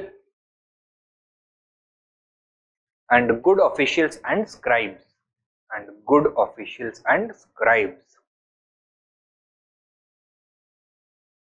ठीक है? और क्या observe किया है इसने? He has noted that the rulers of far away countries such as Pegu, Tenasserim,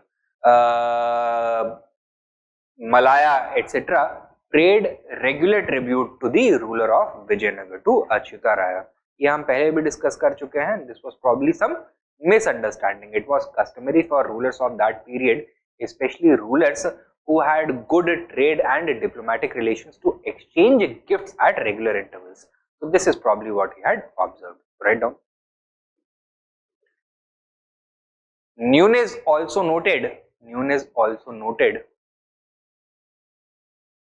that the rulers of Pegu, Tenasserim, Malaya, Pulicat, and Quinlon, Pulicat, P-U-L-I-C-A-T, Pulicat and Quinlon,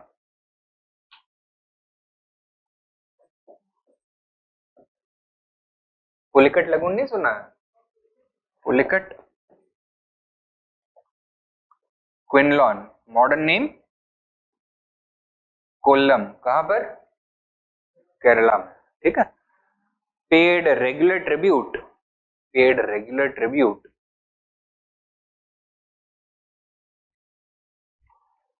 to the emperor.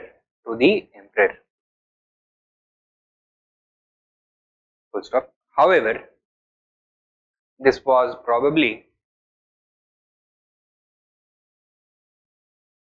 a misinterpretation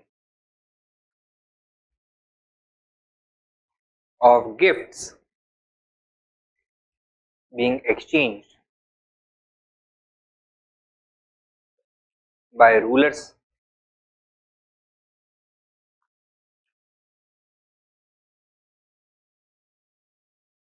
of Vijayanagar and these countries.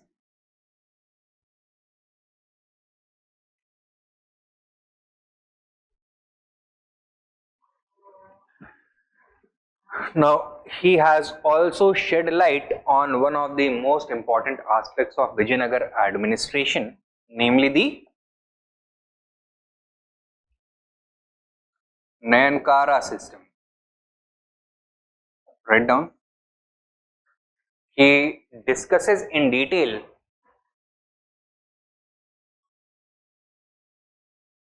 the Nayankara system and its operation.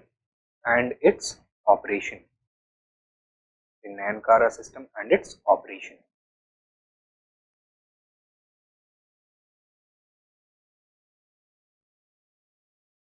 Okay? So these are the various foreign travelers. एक question लिखो. Discuss life in Vijayanagar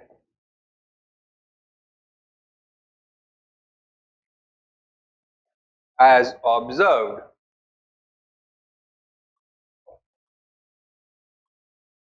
through the eyes of foreign travelers.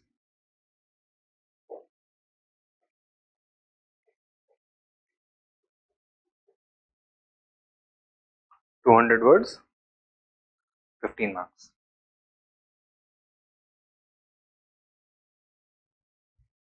हो जाएगा. Information है आप लोगों के पास. You simply need to highlight the various dimensions. किन डायमेंशंस के बारे में बात कर सकते हो आप?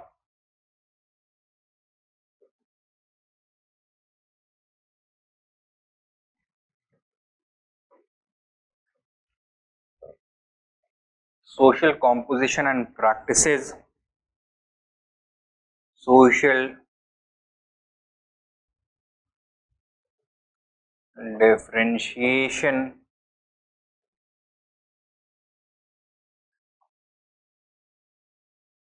administrative attitudes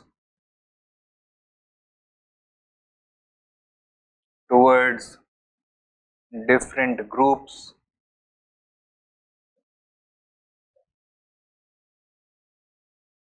cultural activities,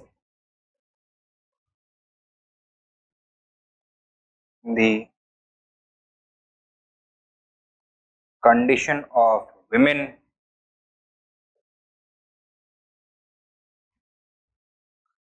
market groups associated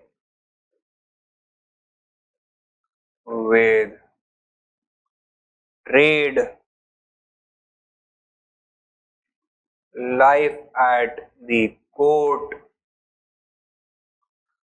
the nature of the aristocracy,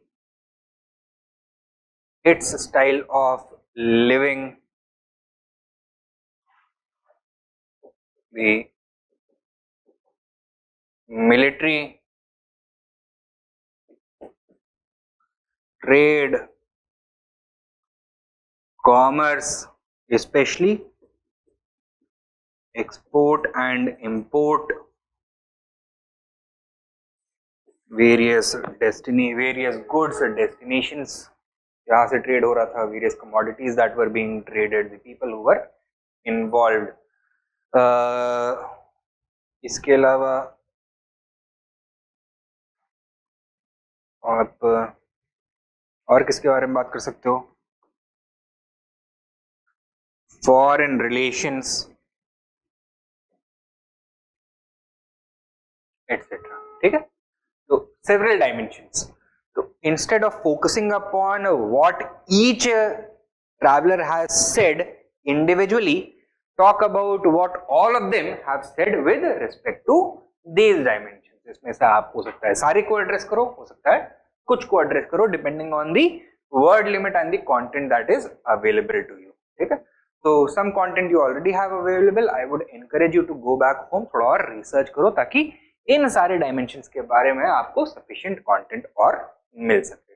but if there is any question, मान लो कि city life in Vijayanagara as seen through the eyes of foreign travellers, इसके बारे में बात करनी है, और trade and commerce of Vijayanagara as observed by foreign travellers, you won't have any lack of content, shortage of content नहीं होगा उसमें, ठीक है। राइट, ये हो गए foreign travellers. Next, coming to the Vijayanagara economy.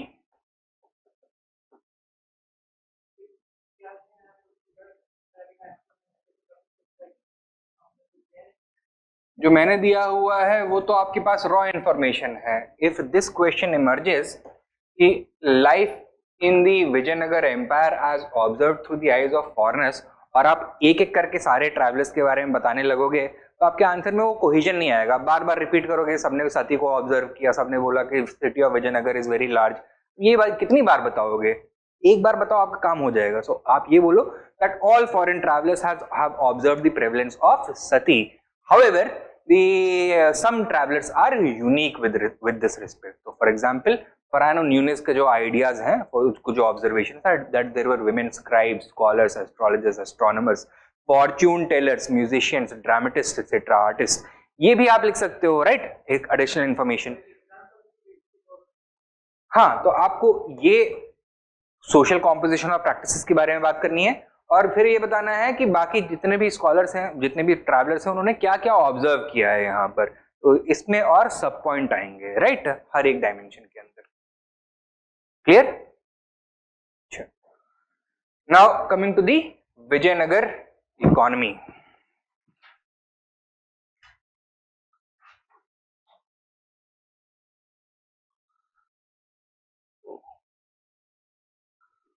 What was the mainstay of the economy?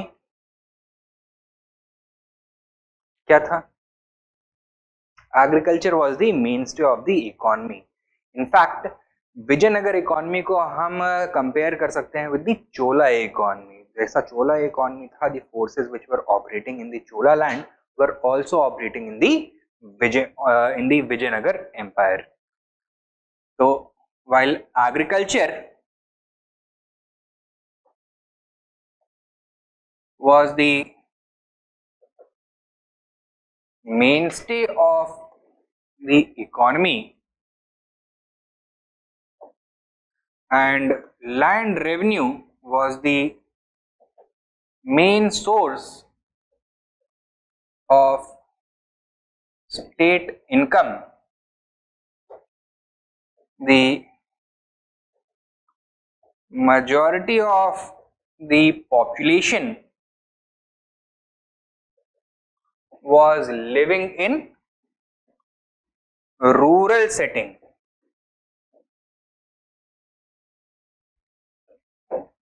It would be incorrect to characterize the Vijayanagar economy as a purely agrarian economy. Economic activities in Vijayanagar were characterized by flourishing trade and commerce as well, with Vijayanagar importing as well as exporting large amounts of commodities both internally as well as externally.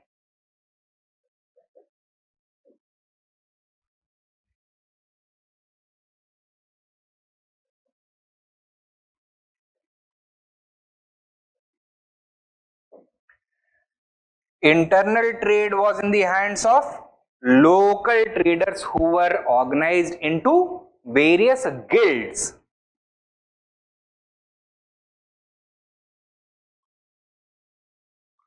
whereas external trade was controlled by foreign traders.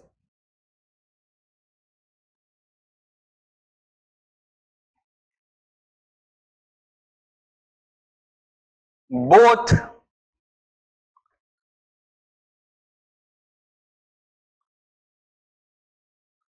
agricultural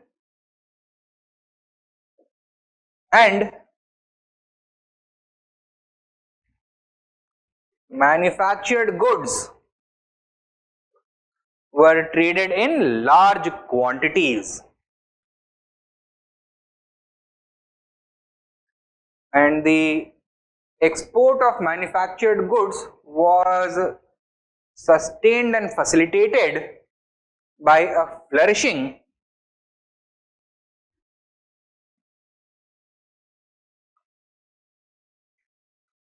crafts production sector.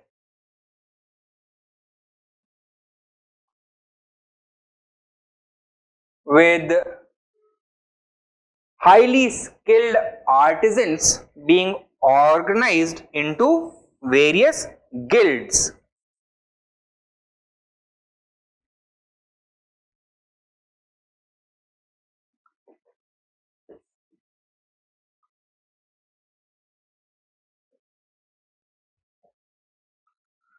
Now, due to their importance, these artisan and trade guilds were also having an important political role. They enjoyed a great degree of political influence and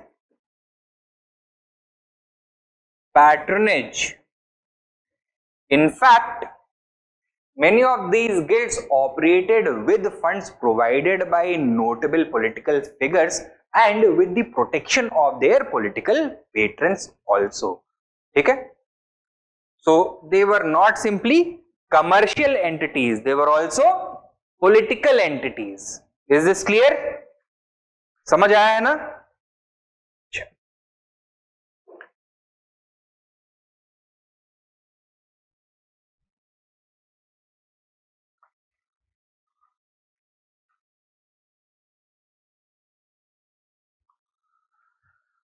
Now,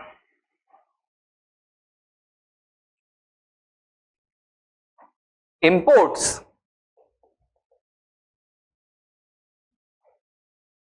में क्या क्या होगा? Those things which were not locally available had to be imported from overseas, such as सबसे important horses. Abdul Razak says that 13,000 horses were imported into Vijayanagar every year. Mainly Portuguese were responsible for this. Sorry, mainly Arabs were responsible for this. Later Portuguese took over. इसके अलावा बताओ और क्या?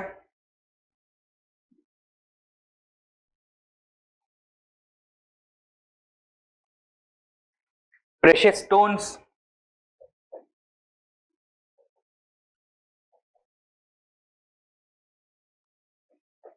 gold, silk, paper, etc. They were imported from overseas.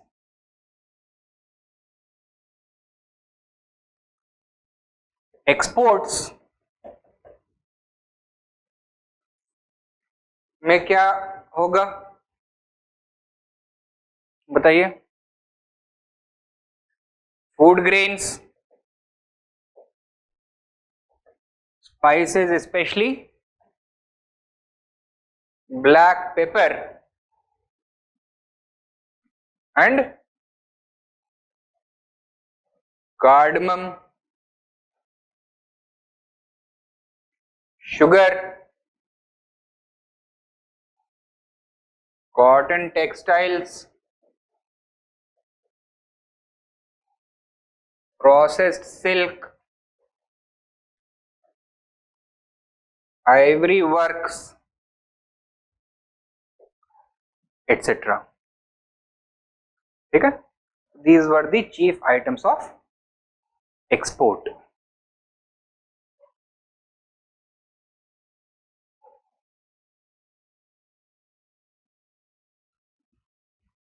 Okay?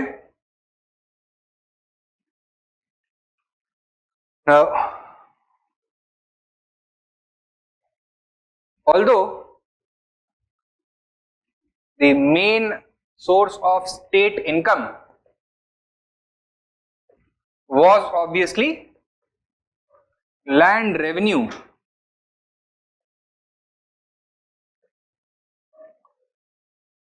which was, जिसका rate क्या था, constant या variable? Variable.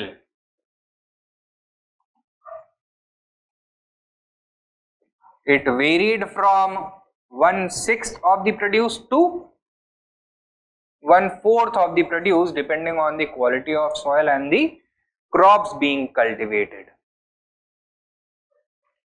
Further, the state could not over rely on land revenue because of the way in which agricultural land was divided. Agricultural land was classified into 3 categories: Amaram land, Manya land, and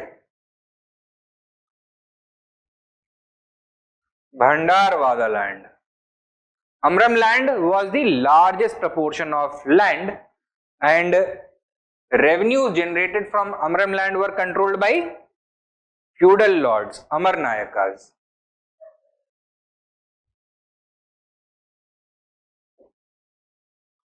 Manya land was land that had been allocated to religious institutions and individuals such as the priestly class, temples or mathas, and was exempt from taxation. So these were tax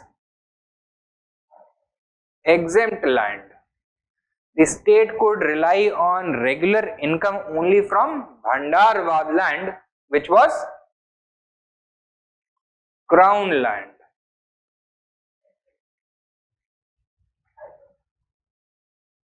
ठीक है?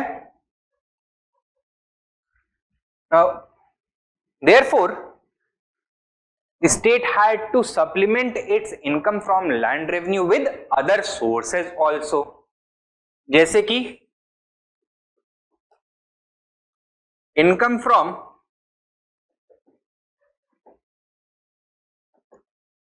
irrigation. ठीक है? Now, irrigation में मान लीजिए कि state ने या उसके किसी डेप्यूटेड अथॉरिटी ने एक नहर बनवाई है या फिर वेल बनवाया है या फिर टैंक डिग करवाया है. Now for people to be able to use water from these things they would need to pay a fee, need to pay a tax, right? And the right to extend irrigation, that means the right to construct a new irrigation work, would open up a new source of income for the authority involved. It would come with the right to collect taxes from these irrigation works, right to extend irrigation and generate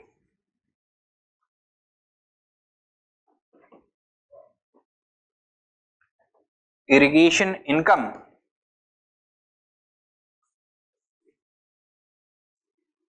was regulated from the center itself. ठीक है? Either the state used to do it directly or it used to give this right to some important personalities such as Amar Nayakas or Palaigars or sometimes even temples, mathas and priests. ठीक है? This right was known as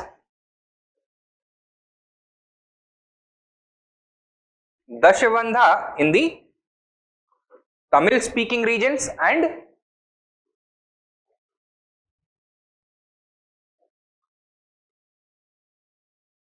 Kattu Kadage in the Kannada speaking regions.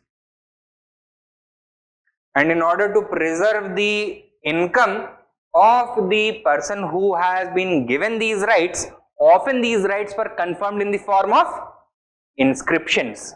Okay? So the state used to make land grants to various individuals and institutions, और साथ में उसी inscription में जहाँ पे ये donate किया जा रहा है land, वहाँ पे ही ये भी mention किया जाएगा that these people had the right to collect dasvanda और kattu kadage. ठीक है? So they were mentioned in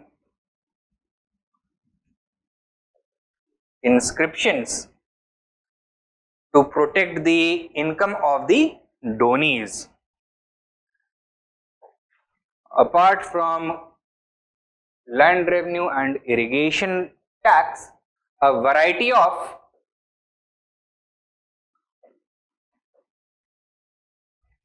customs in the form of import and export duties, various fees, commercial taxes, and taxes on various services and practices, fines of a large variety were collected to supplement the state income as well. ठीक है?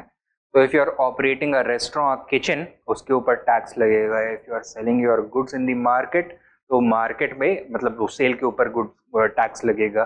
Purchasing के ऊपर भी एक sales tax लगेगा. Then if you are importing a good from a foreign land, तो border cross करते समय कस्टम्स ड्यूटी होगा. Similarly if you are exporting a certain commodity, तो उसके ऊपर भी एक ड्यूटी होगा.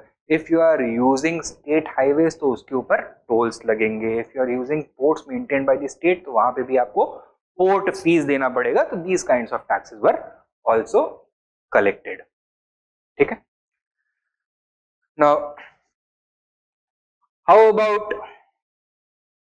The level of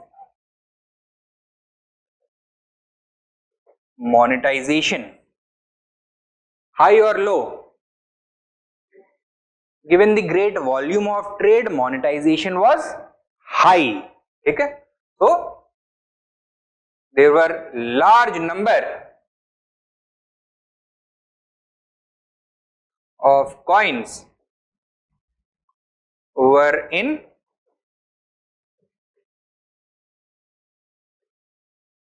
circulation within the Vijayanagar empire. And why was this? Due to the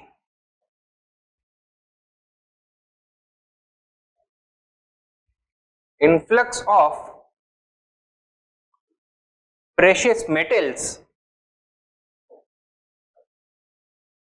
There was no shortage, and thus rulers were able to issue large number of coins. What does this mean? Balance of trade was in favor of India or was not in favor of India? Not in favor of the Vijayanagar empire. It was in favor. So trade was favorable. ठीक है? But कुछ limitations भी थी.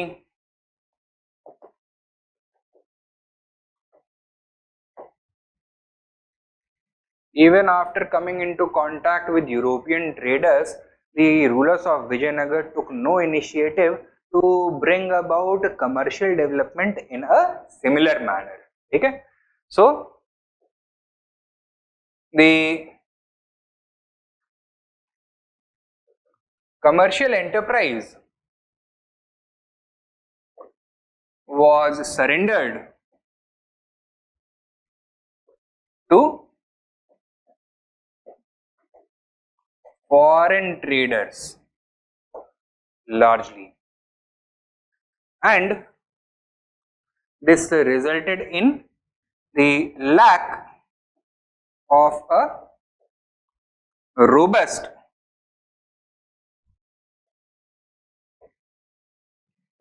commercial mechanism. ये हम discuss कर चुके हैं already while discussing the reasons for the disintegration of the Vijayanagar empire. ठीक है, lack of a robust commercial mechanism. Okay, इसकी वजह से क्या नेगेटिव इम्पैक्ट पड़ेंगे? First of all, low profitability,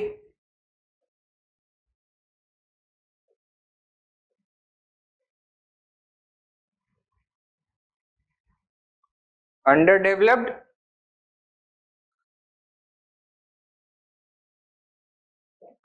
naval strength,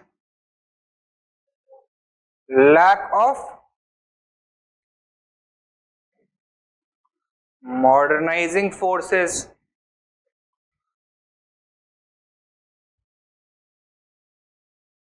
and perpetual foreign dependence.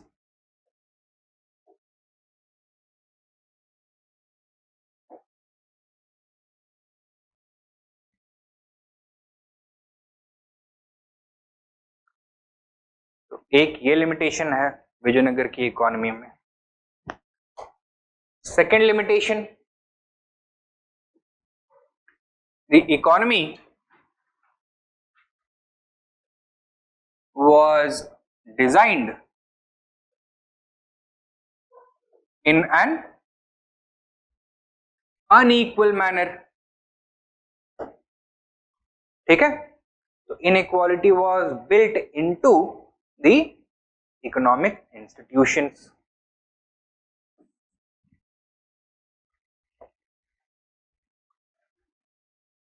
It resulted in the enrichment of a small section of elite aristocrats, the ruling class and traders, while the bulk of the population remained exploited, impoverished.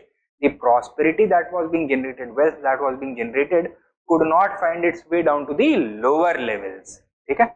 So, wealth remained concentrated in the hands of a few aristocrats and traders. Peasants suffered under the heavy burden of taxation. And was it easy for the underprivileged people to climb the economic and social ladder? या फिर economic और social mobility restricted था. Therefore, this inequality had a more perpetual element. It was more permanent.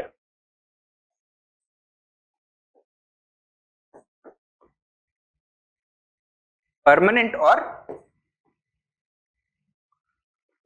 generational inequality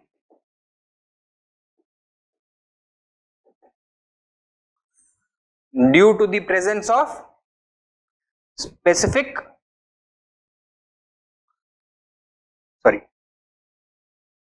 caste or class based barriers to mobility. With the passage of time, the Vijayanagar polity and the economy became more and more feudalistic in nature, and these barriers simply became even higher and higher. They became almost insurmountable. Okay? Are these the makings of a progressive economy? ये सब जो limitations हैं are these characteristics of a progressive economy or a stagnant and declining economy? Stagnant and declining economy. And Vijayanagar was never able to capitalize upon its distinct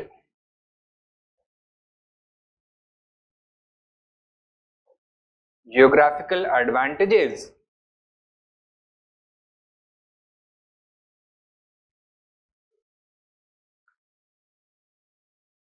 due to these limitations.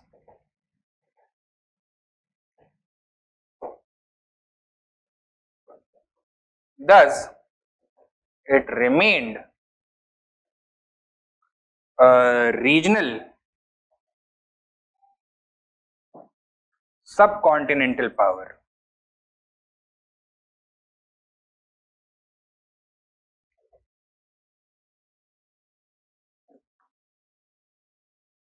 And could not become a leading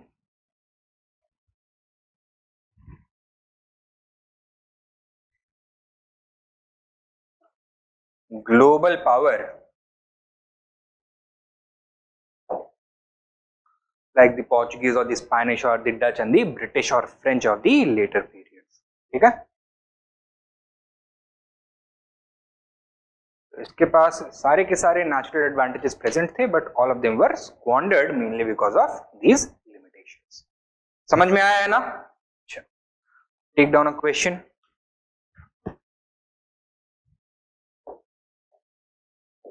Discuss the essential characteristics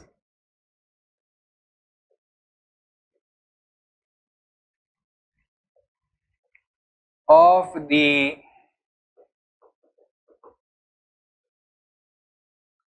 Vijayanagar Empire. Sorry, Vijayanagar economy.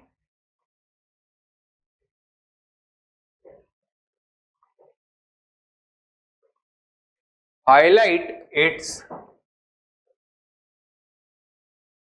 strengths and weaknesses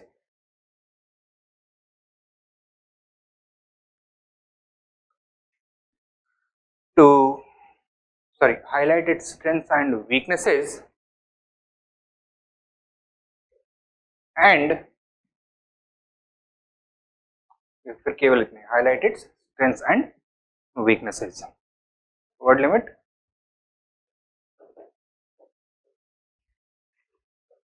200. Question समझ में आया है? हो जाएगा, ठीक है. अब बचता है हमारा Vijayanagara society and culture, that we are going to cover tomorrow. इसके अलावा कुछ बचा है? कृष्णदेव राय का कल्चरल कॉन्ट्रीब्यूशंस, वो भी उसके साथ करेंगे, कल्चर के साथ ही. Apart from that anything Vijayanagar में? आई डोंट थिंक कि और कुछ बचा हुआ है इसके बाद. ठीक है, हाँ, तो वही उसके साथ कल्चर के साथ करेंगे. डिसइंटीग्रेशन वगैरह हो चुका है. इकोनॉमी हो गया, सोसाइटी, कल्चर, ये बचा हुआ है बस. so that we are going to cover in tomorrow's class. So if there are no doubts, shall I end this session? तो चलिए, ठीक है, थैंक यू.